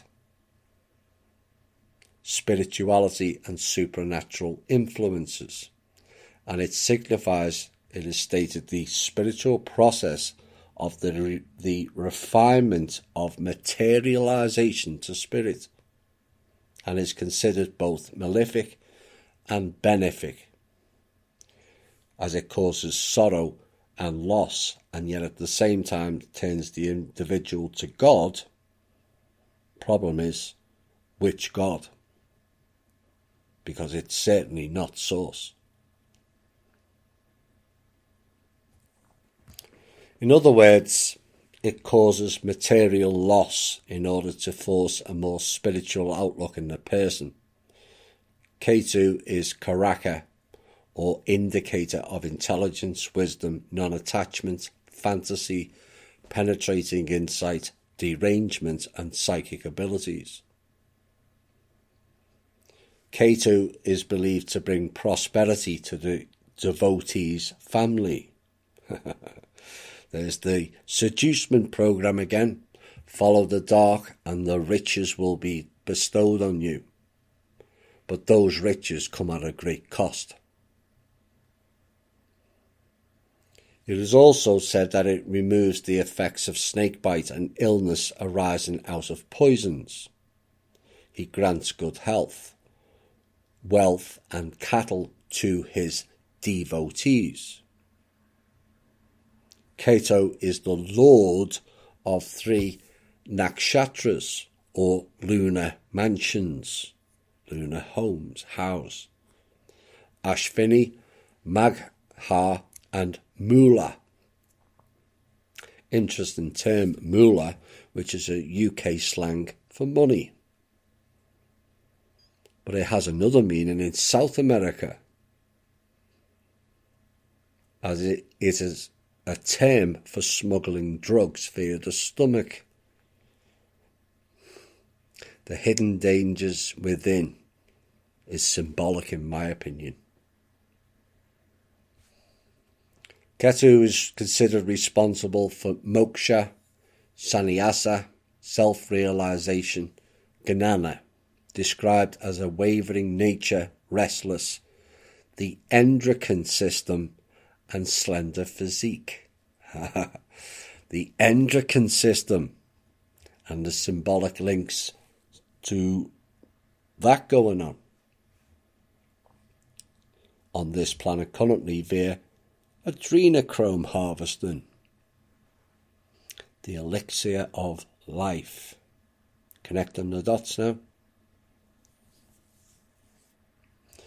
As for Gnana yogis cannot afford to believe or identify themselves with anything.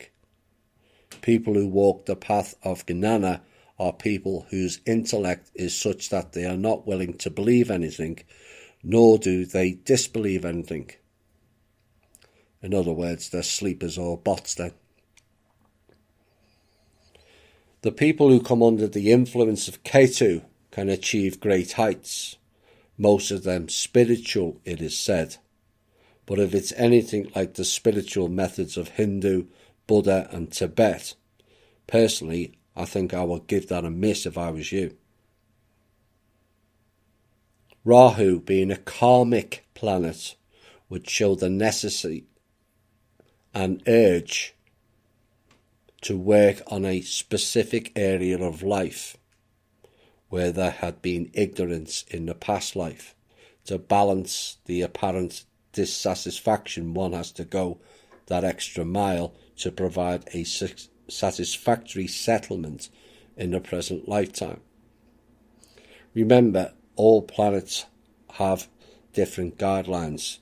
Each one does different things. So if you're born into those particular zodiacs, these are where your astrology comes from. Except they've missed one out. Anyone born in the latter half of November up to the 10th of December is actually in the house of Ophiuchus.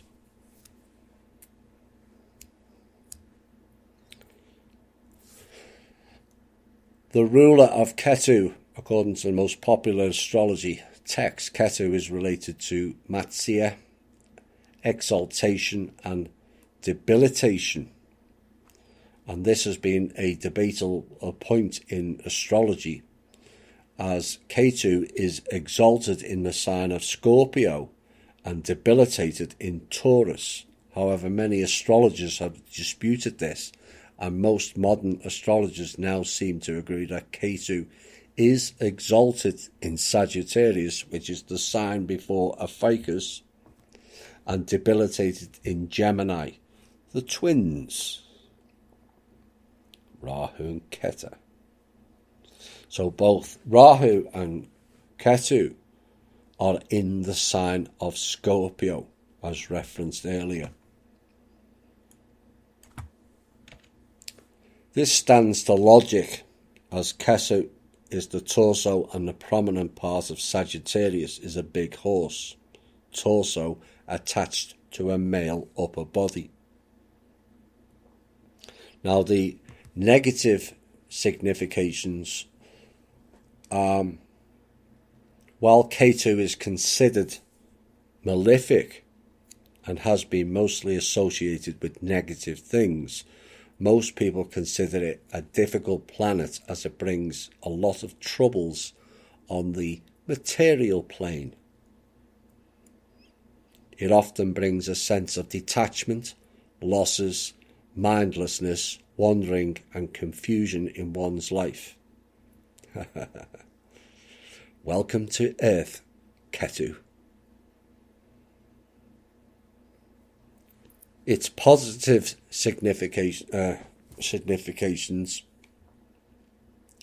there's a much deeper side to Ketu, as it's been called the most spiritual of all planets, considered to be the planet of enlightenment and liberation, as the one who has lost his head, worldly senses, being a personification of renunciation, torso without a head who needs nothing. Ketu, the ascetic that wants to go beyond the mundane life and achieve the final liberation. Well, you're not going to achieve that by dancing and cavorting with the dark. Dark is to be observed, not absorbed. By observing, you learn the lesson of how not to be or act. Dancing in and with the dark is not recommended on the path to spirituality. And perhaps the people who are doing Hindu and Buddhism, Jainism, never mind the more Western cults, need to take note. Now, in one of my earlier shows, I mentioned the torus pattern over Earth, and shaped like an egg timer. And at the centre in any system like that is called the void, the singularity. You are neither up or down the vortex. It's how black and white holes exist. Yes, there's a white hole below the black. Now, the void to many has many dark connotations, a place of total darkness. But dark energy is only energy that hasn't been manifested into a form or matter yet. It's the blank slate, a place of choice. It is a place of nothing for those with no imagination. But those with imagination can create from the blank slate. We spoke about the east and west gates, which has also been mentioned by Yellow Rose, Texas. Positioned in the centre of those two cones of the vortex, as the place where all the choices and actions are made. East for progression, west for stagnated beings and a chance to do it again with better results and outcomes for the next cycle. Having established with this show the north and south nodes are corrupted with the dark Rahu and Ketu, the east was the main battlefield of the past, with India, Japan and China playing key roles in blocking up or darkening the eastern gate. Don't blame the countries, blame the system. Having done so, they corrupted the West Gate and its peoples with their dark occult practices, passed off as love, light and empowering, when in reality this series has shown it was clearly not. The dark magician tricksters pulled a massive stunt on the whole planet, but they've done it everywhere else. Thousands and thousands of planets they've done this.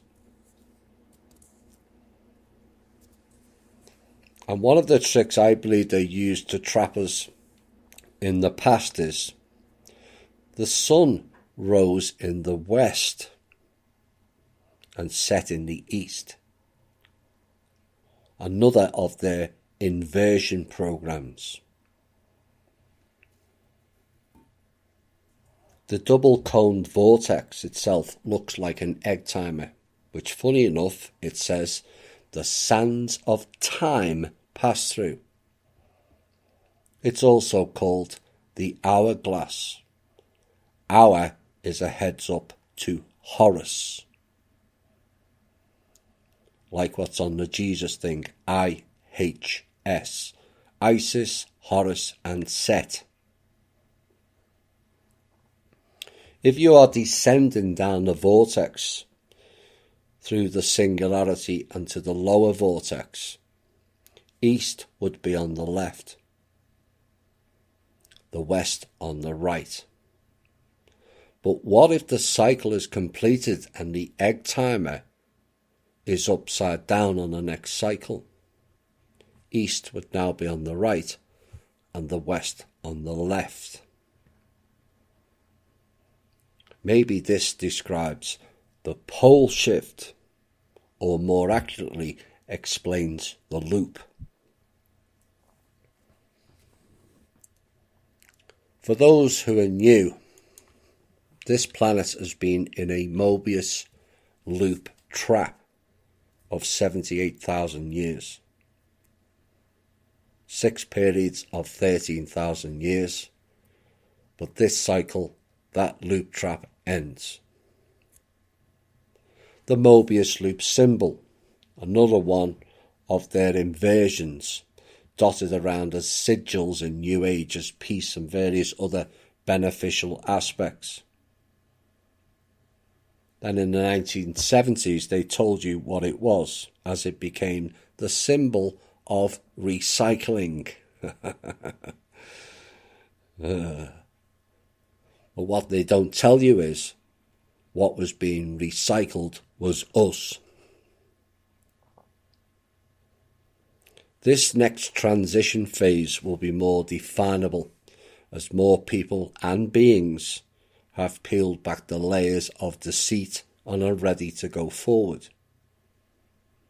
Those that have the light go east, the same as the sun now rises in the east and goes dark in the west.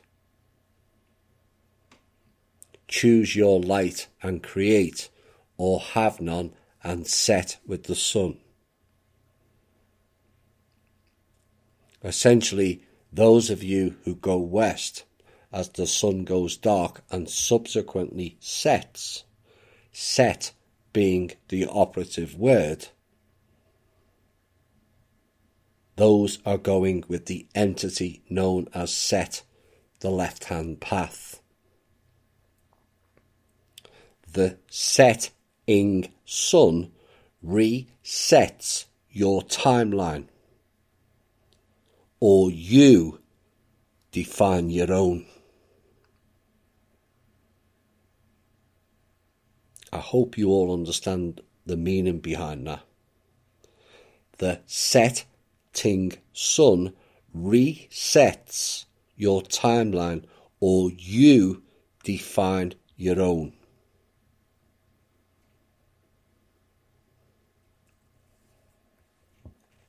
This is not a physical transition, as I understand it. It is a metaphysical transition, although it may become a physical if things get too dangerous here, as a protective measure for this species.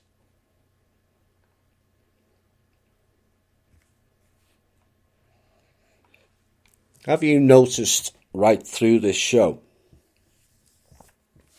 and in previous episodes the amount of words that start off with the letter K? The dark occultists changed the words and spellings to represent the letter K. Magic, spelt with a C, is switched to a K.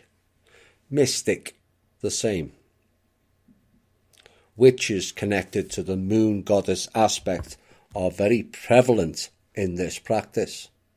It is both indicative and a symbol of worshipping the Dark Mother and also the serpent race. So let's look at some of the names just in this show. Cohen became Khan. Kali Ma, the Dark Mother, another moon goddess. Julius Caesar, represented at a later time period by the term Kaiser. C becomes the K. The Lord of the Kaaba, the moon god. Kudra, Kashyap, is known as the father of gods, demons and animals. It's interesting he's the father of the animals, as this is related to the introduction to the tribal people of animal totems, which has not served them well to date. Kumbaya, Kundalini, Cobra, spelt with a C, but there's a version with a K that is also indicative. The Cobra with a K cult, the cult of Cobra, or sometimes just called Cobra with a K, is a secret criminal religious sect that began in India. Oops.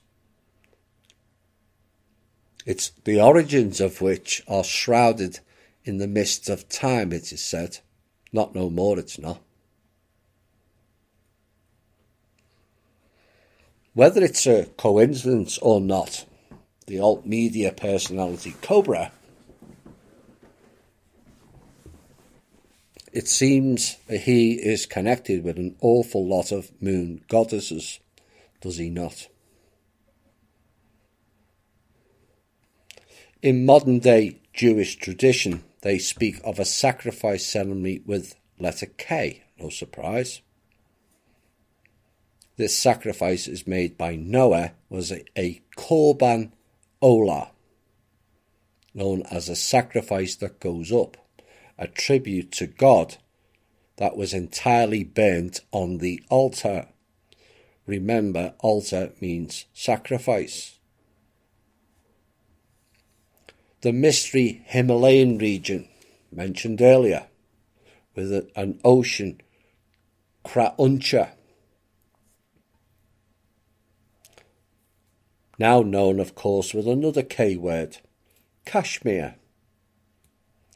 We are both travellers of time and space, indeed.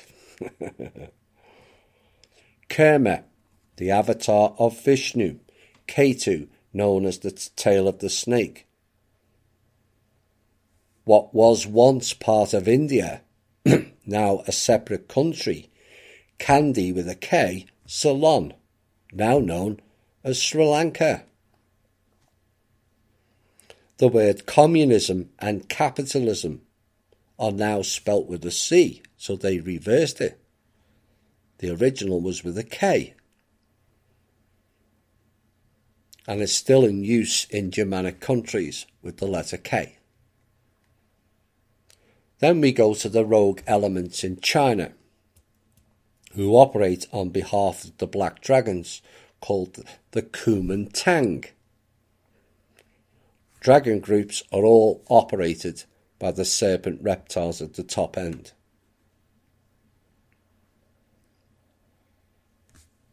Another group who emerged out of communism, created by the Zionists, not Russian or Chinese, under the banner of Social Democratics, which is in Germany, and also Sri Lanka, found its way over to America in 1865, called the KKK, Ku Klux Klan. Antifa shares the same logo as the German Nazi political name, party name. The Zionists have a book and run dark agenda programs that is a mirror version of the real tree of life, called the Kabbalah. You also have in Jewish and Amish cultures, they are one and the same group as Y, called kosher. Is it a coincidence when the sub-grey race were thrown out of the Garden of Eden to Egypt that two countries on that path now have K names, Kazakhstan and Kyrgyzstan? India alone has 31 towns or cities beginning with the letter K.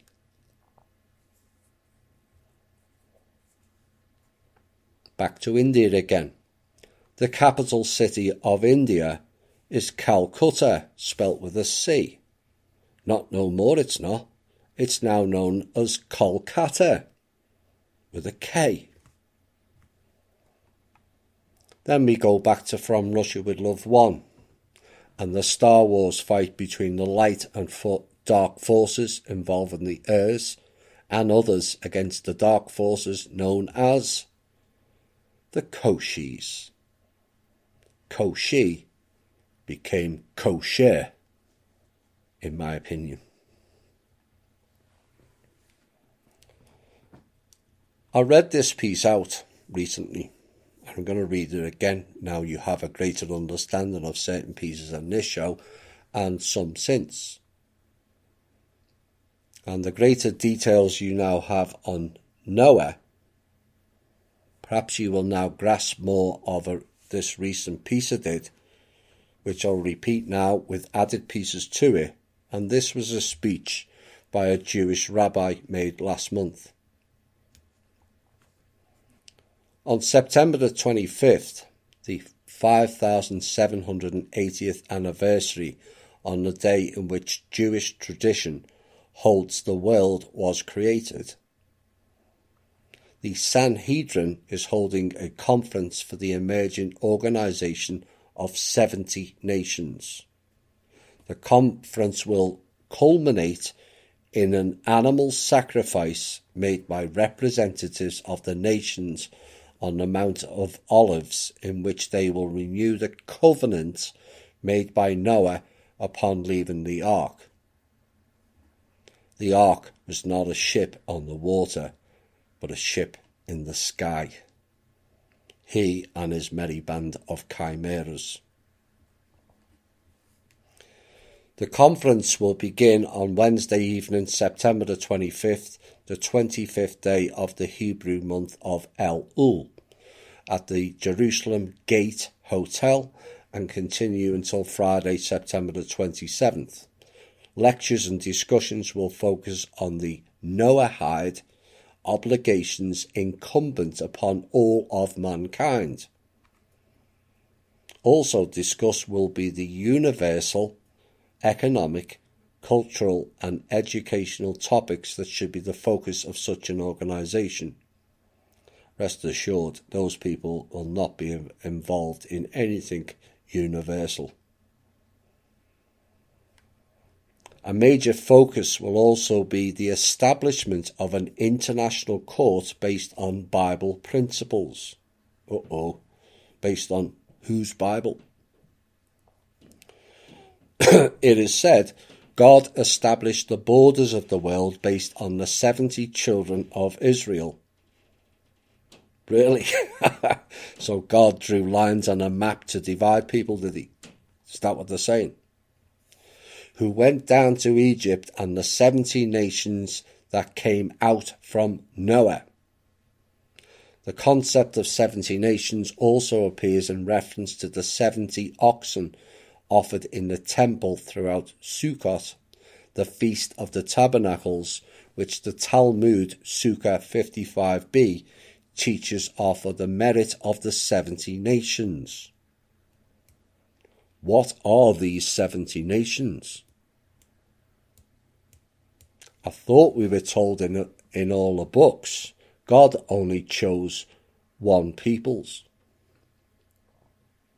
Is God planning globalist expansion programs?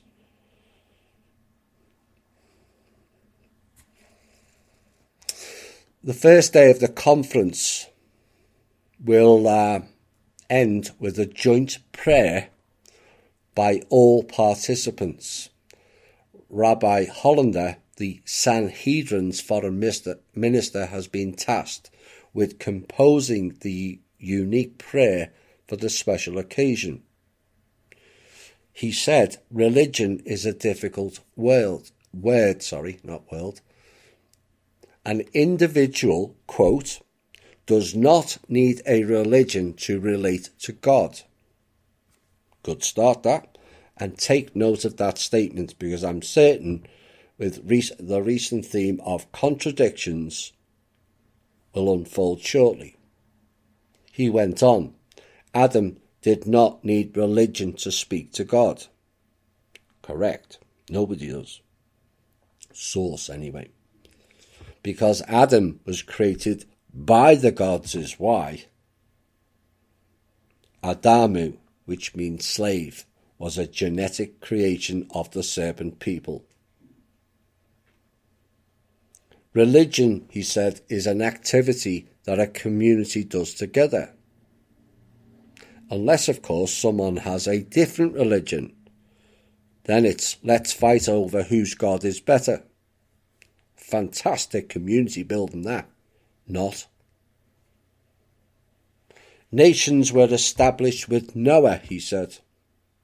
I thought they were established by God. Funny that, isn't it? Does that mean now Noah is God?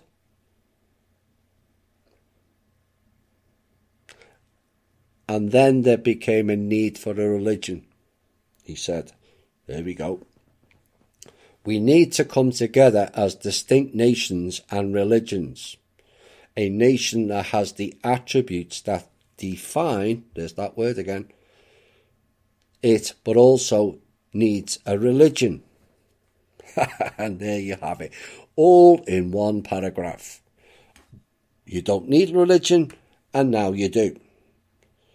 God created the world, and now he's saying Noah.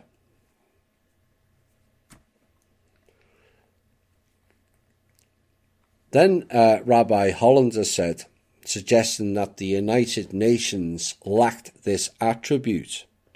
An organization of nations necessarily needs to be religious. 70 nations under God, but not any specific common religion. What is he suggesting here? A reduction of nations under the banner of the UN? Well, now the UN is being exposed and is collapsing. In comes an even darker replacement, of which all countries must be approved by Israel, or God, or Noah. And here's the kicker. The ceremony will renew the covenant made between mankind and God at the time. Which God are you referring to, though? We never made any covenant. Dark forces did that, and like Solomon, bound us into it.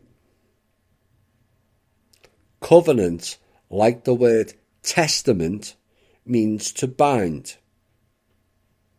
Why would God bind us?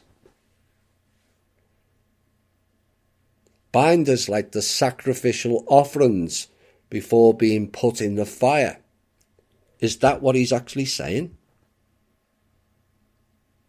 Or is it covenant or ant coven?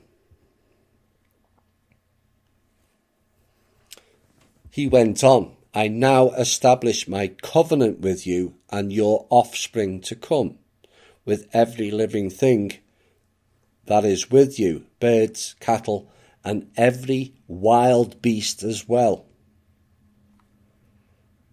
Interesting term is when you consider in the Talmud, non-Jewish people are declared beasts. In the Black Law Dictionary, humans means monster. The word education means training of animals. Oops.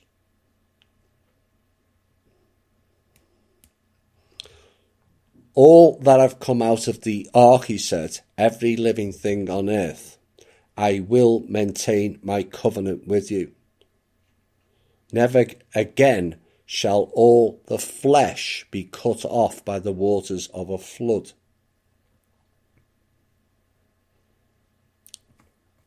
What religious person talks in those terms about cutting flesh off? I guess they just saved the cutting the flesh off for the sacrifices, as before it is burnt, all the flesh is cut off. That's what happened in Solomon and Herod and all the other temples. He went on, and never again shall there be a flood to destroy the earth. Well, given it was the so-called gods who delivered the flood, essentially what they're saying here is, as long as you stay bound to their undeterminable God and his covenant, we won't drown you again. That's what they're saying. Part of that statement was made from Genesis 9 through 11. You think the 9-11 part is a coincidence? It's not. It's one of their pagan ritual sacrifice dates. September the 11th. Always is. He went on. This sacrifice made by Noah was a korban with a K, olah, a sacrifice that goes up, a tribute to God that was entirely burnt on the altar. Just as Noah was not Jewish, but was a servant of God, this ceremony is a declaration that mankind is serving Hashem, which means God, literally the name. Hashem is the new name, along with Jehovah, Yahweh, Tetragrammaton, Noah, Adonai, all too common of name changes amongst the people who follow this cult. Malachowski becomes Netanyahu. Lenin was Ulanov. Bauer became Bayer, both of which are Rothschilds, which is not a title, which is a title, not a name, by the way. The same as Moses. Moses is a title, not a name. That's why you had so many different Tut Moses. Same thing. The Rabbi Weiss explained, the altar must be built and the sacrifice made by someone from the nations who keeps the 7 Noahide laws. Didn't say Israel would do it. There's a reason for that. It'll come up later. He said, it is still unclear, he said. This is a religious act, but not for any specific religion. But why do we need an altar? Which means sacrifice. Surely we have developed sufficiently to see through that illusion that we must kill animals or people as sacrifice to the gods. He then went on with this gem of contradictions. Feels like a cosmic voice show to me. He says, this is a meta-religion, not a global religion, which is inherent in every person and expressed in his own way. The world needs to return to religion. Rejecting religion, rejecting God, is a sickness that is afflicting the world. Oh dear. So having said we don't need a religion, now he says we do, using the term meta, which means about, after, beyond and amongst, like metadata. Now you're connecting the dots. Which means data about data. So meta-religion means religion about religion. Does that make any sense?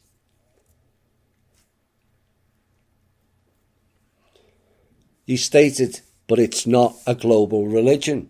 Well, it can't be. As previously said, it was only for 70 nations.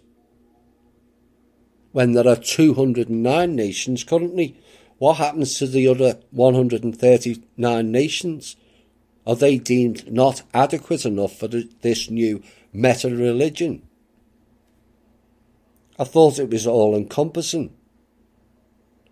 These people don't think before they speak or write. Flip-flops worse than Drake. These ceremonies are stated as sacrifices to atone their own sins, says Rabbi Weiss.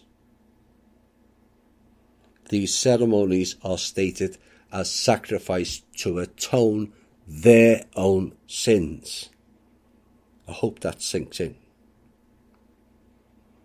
But why is a poor animal or child, in some cases, as covered in From Russia with Love series earlier, responsible for Hebrew Jewish cult crimes or sins?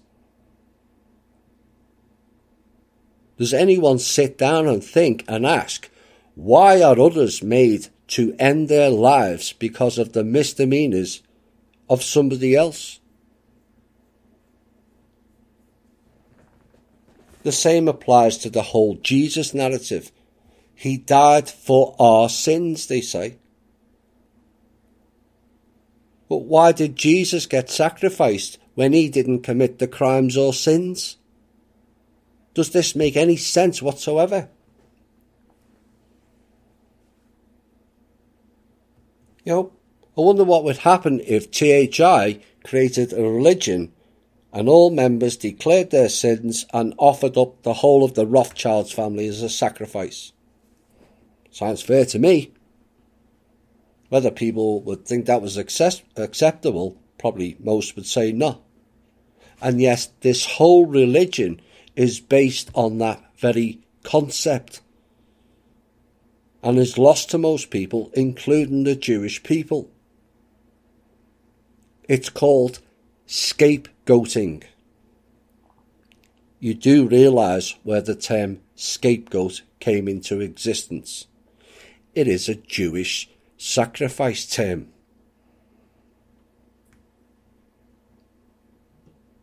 The ceremony is called Korban Olah. Korban means to draw close. Olah means Holocaust. Holocaust means religious sacrifice by fire. So Korban Olah means to draw close the Holocaust.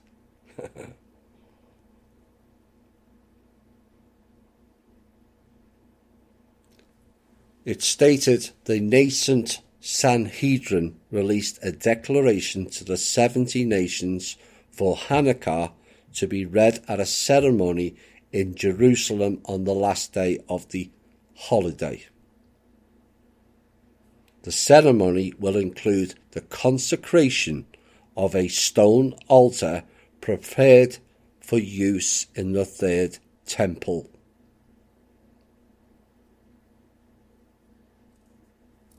The declaration is intended as an invitation to the nations to participate in the temple and to receive its blessings. Oh dear, blessings. Sacrificing animals and children is now declared a blessing for sore's sakes.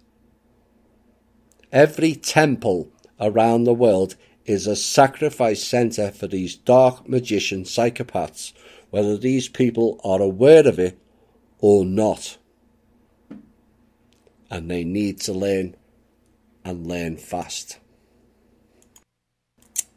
Hi all, and welcome back to the final part of 8A from Russia with Love, 8. And we have a lot more to come. This is what occurred when previous temples were built under the much revered King Solomon. Solomon sold humanity out for 3,000 years, I might add. During the building of the second temple, he decided to use what we now call as demons to build it. The real name are jinns. And he was given a ring that worked magic, but he didn't believe in it. And he used a child to cast the spell that summoned forth each demon spirit one by one. Nice chap he was, using a child as a guinea pig to test if it worked or not. Now, for further details of that event and the roles and the specific types of interference each demon exhibited and carried out, they have demons for marriage breaking, demons for creating affairs, demons for destroying this and demons for destroying that. Oh boy, they interfere with our lives far more than you realise. You can go and read in the aptly named the full text of the Testament of Solomon. There's that word again. Testament. It has the same meaning as covenant, which is to bind.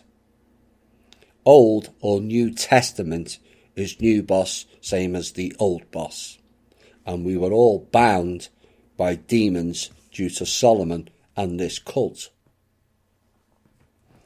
As each one was summoned forward, the ring was thrown at the chest of each demon, and that bound them to here, earth. And Solomon put them to work on building that temple, and this was a catastrophic, pardon the pun, mistake. And why I warn of the dangers of magic, light or dark, they both come with a price or consequences that are not conducive. A warning for those that use magic. A message. You are not performing the magic yourself. You are calling in the non-physical dark spirits to do the magic for you. And once they're here, they wreak havoc on you and everybody else. The covens and the witches holding hands in a circle creates the portal to bring in the jinns from the underworld. Jinns reside with the Nagas, the serpent people. So if you are involved in witchcraft, please quit it or any group associated with it, like Wiccan. Let's have a look at Wiccan and compare earlier mentions.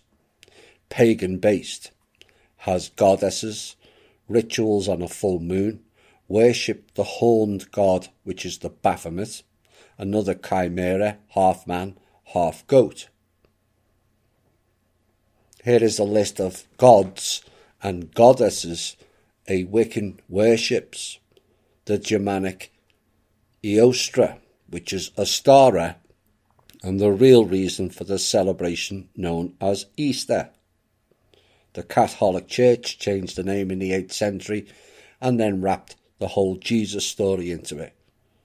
The next one, the Hindu goddess worshipped by the Wiccan, Kali, oh dear, the Dark Mother again, the Kali Ma.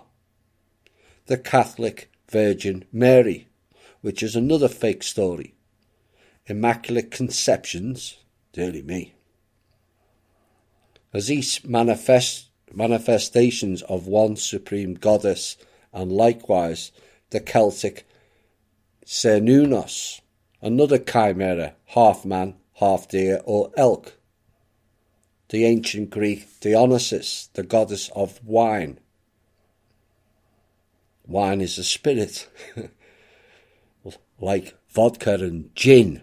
Gin being the operative word, it calls in the spirit demons. And the clincher and the dot connector of the Wiccan, the Judeo-Christian Yahweh, as aspects of a single archetypal god. And if it wasn't enough about Wiccans to show their path of darkness, they also partake in one of the 5 hooks, sex, tantric again, by performing sex rituals. Other traditions wear robes with cords tied around the waist, a bit like the red or black robed priests in the Vatican. Sometimes they'll wear normal clothes. And in certain traditions, ritualized sex magic is performed in the form of the Great Rite, R-I-T-E, whereby a high priest and high priestess, there's those Cohens again, invoke the god and goddesses to possess them. I told you, they're calling in the spirits. Before performing sexual intercourse to raise magical energy for use in spell work, incantations. There's a group in the alt media known as Mystic with a K Mountain, is not without similarities here, it seems. Dark-based witchcraft, as a patchwork quilt running through the echo chamber, is multifaceted and broad, yet simplistic once the main basic pattern is identified. Oops. Your words, not mine.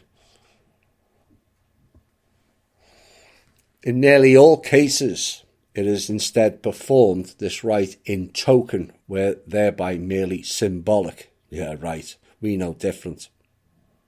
The symbolized version, they state, is by using the athame, A-T-H-A-M-E, which is a knife to symbolize the penis, and the chalice, the poison chalice, symbolizes the womb.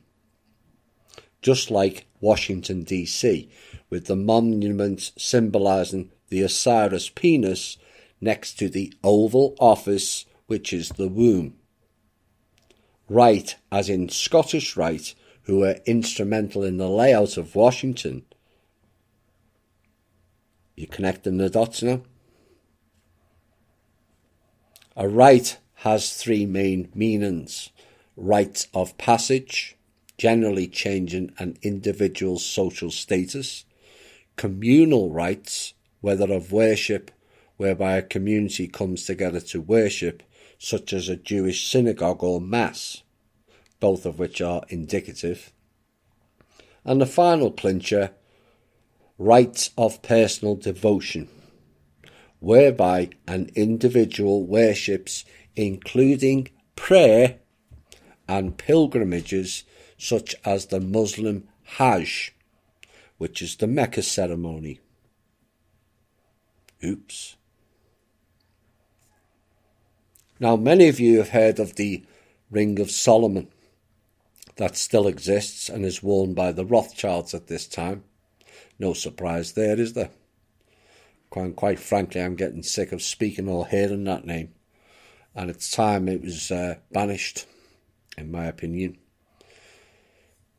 But whilst Rothschilds and their extended family network achieved wealth, assets and power, all courtesy of the Habsburg family, it all came at a very heavy price for them and their family members. A darkened soul incapable of love or compassion. Essentially, Rothschilds are Rumpelstiltskin. For those who have watched the series Once Upon a Time will understand that better. You'll also understand what magic is better as well. Look, we all need the dark, as they provide the lessons to those not following that path. But the heavy swing of darkness here and other places throughout this universe is tilted way beyond balance. It is rumoured that this universe was created by a source being who only wanted light. If that is correct, that experiment has failed badly. The dark came in with what is known as the fractal virus and began to corrupt everything. Other entities then took advantage, both humanoid and non-human looking, and the whole universe tilted badly to the dark in the region of 83%. This is why I speak of the 45-55 balance. A 5% correction either way can be easily fixed. 33% in this case has taken many thousands, if not millions of years to correct. This war has gone on a long time. Those of the light need the dark to provide an opposite to enable you to recognize which path you are on. It's the dance of life, as we contain both the ability to be an angel and a demon. It's about which path you choose, and it's only yours to make. But with this type of imbalance, it was more a case of the path open to you that looked all lovely and light, but it was actually a seducement into the darkness. Now, for further details of the Solomon stuff, check out my show, Demons and Magic. It's on the must-listen-to list. In the next instalment of this series, we will reveal the hidden hand of all the names and organisations that has been brought up in this series. It will be even more packed than this show. It will connect more dots than previous shows and open the Pandora box once and for all. As this series has shown, it's all in the words when people take the time to look into it. Etymology study will bring many of you great benefits, connect more dots, and gain a deeper understanding. The written word has been abused badly over the last 600 years or so of our history, distorted into a subset of reality called illusion, perpetuated at the time by the Roman Church that marched through times destroying their history, oral teachings and written teachings, destroyed or looted ancient treasures and artifacts all over the world, declared science a pseudo-subject until they rewrote it into a program that fits their narrative.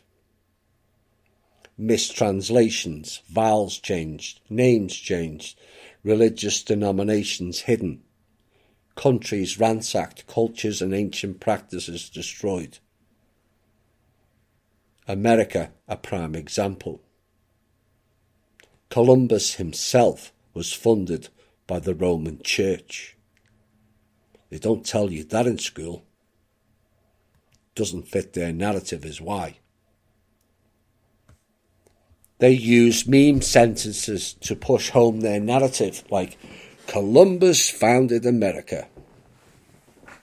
Yet how many ask the question, are they stating America never existed prior to Columbus? Seriously. That is as bad as the world started 6,000 years ago out of the Hebrew biblical books. But the Bible can't be wrong, it is said. Fine. Try telling that to the talking snake. I'm sure it will be an interesting conversation. Look, I'm not here to trash all portions of religion, be it Hinduism, Buddhism, Jainism or New Age. All of them have messages within them that are a part of what we're trying to achieve going forward. Messages of peace, harmony, love your fellow man, love nature and the planet, compassion, empathy, thou shalt not steal, murder or harm. All very valid exercises and lifestyles to live by. But here's the kicker. All those just mentioned are our own basic elements of what it means to be a human. It's inherent. And since when did we need books, churches, the priest class, pharaohs, fake gods or angels to tell us or guilt us into doing that with a program?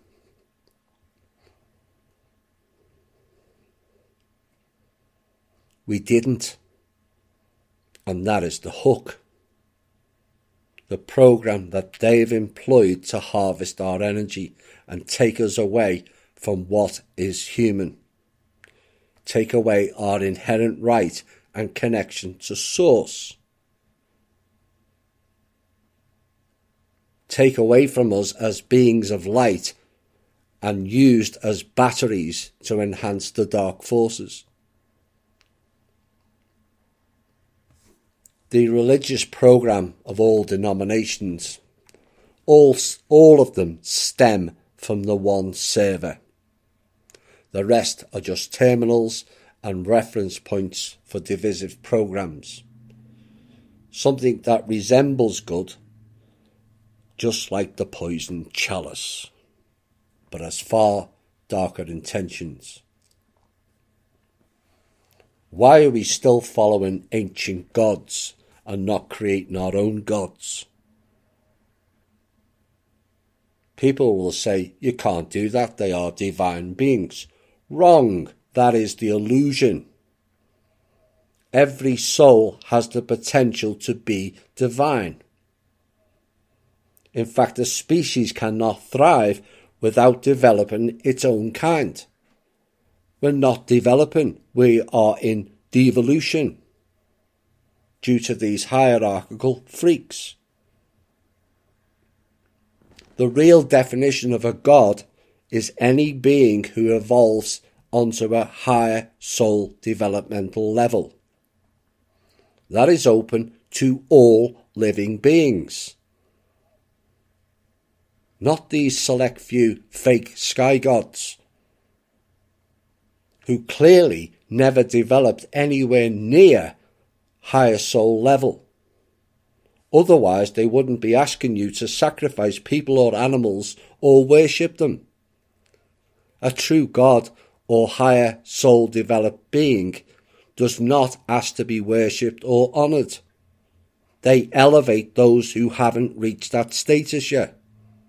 Big difference.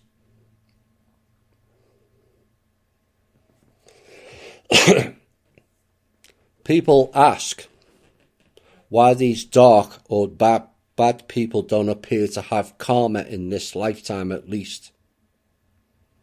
All those religions mentioned earlier have what is called a Day of Atonement. All of them. Remember what the rabbi said earlier? These ceremonies are stated as sacrifice to atone for their sins. So in other words, they're passing their karma onto the rest of the people who don't follow their gods. That's what they're telling you.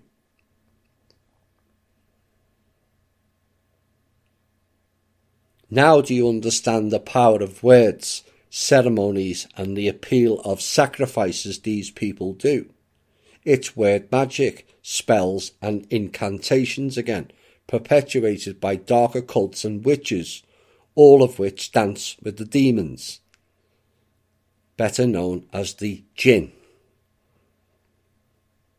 The jinn who are there to push the dark agenda. It's their role in creation. That's what they were assigned to do.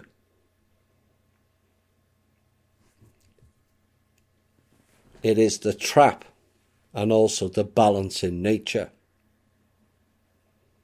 But all of these religious programs have tipped the balance of nature on this planet and sent many spiraling into the left-hand path of the dark. And all have a responsibility to correct that. That is what these shows are about. Having knowledge is one thing, acting upon it is another.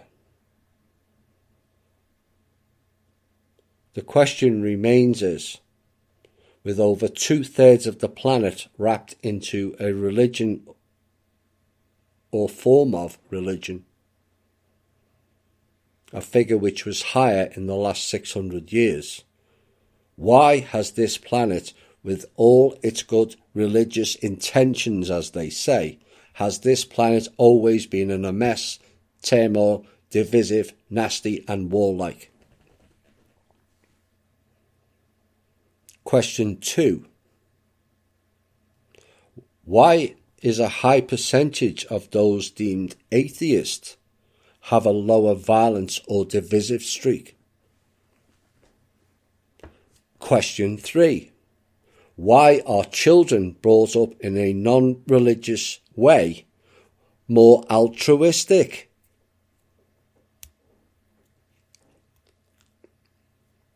What does the answers to those questions tell you? I'm not asking you to think logic. An example of logic, which is a science that deals with the formal principles of reason. An example of logic, if a visitor walks into a house with wet hair, it is logical for one to assume that it's raining outside. That is logic. That was an assumption. An assumption is not fact or truth. And like most of our knowledge, language, logic or reasoning, it's heavily flawed. Because their system of lies relies on us believing the assumption, not the fact or the truth. So I'm asking you to think realistic. What is real and what is the illusion? Like the mirror, which is a likeness of an image, not the image, a likeness of the image. The real image is viewed in the third person, which is you.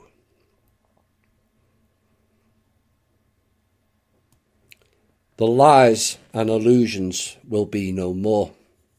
The curtain of darkness and deception will be pulled back, and the light will shine through on an unprecedented level. Nowhere to run, nowhere to hide after this episode. I'll see you all again on Tuesday. This has been the Truth, Honour and Integrity Show from Russia with Love, Part 8A. Bye for now.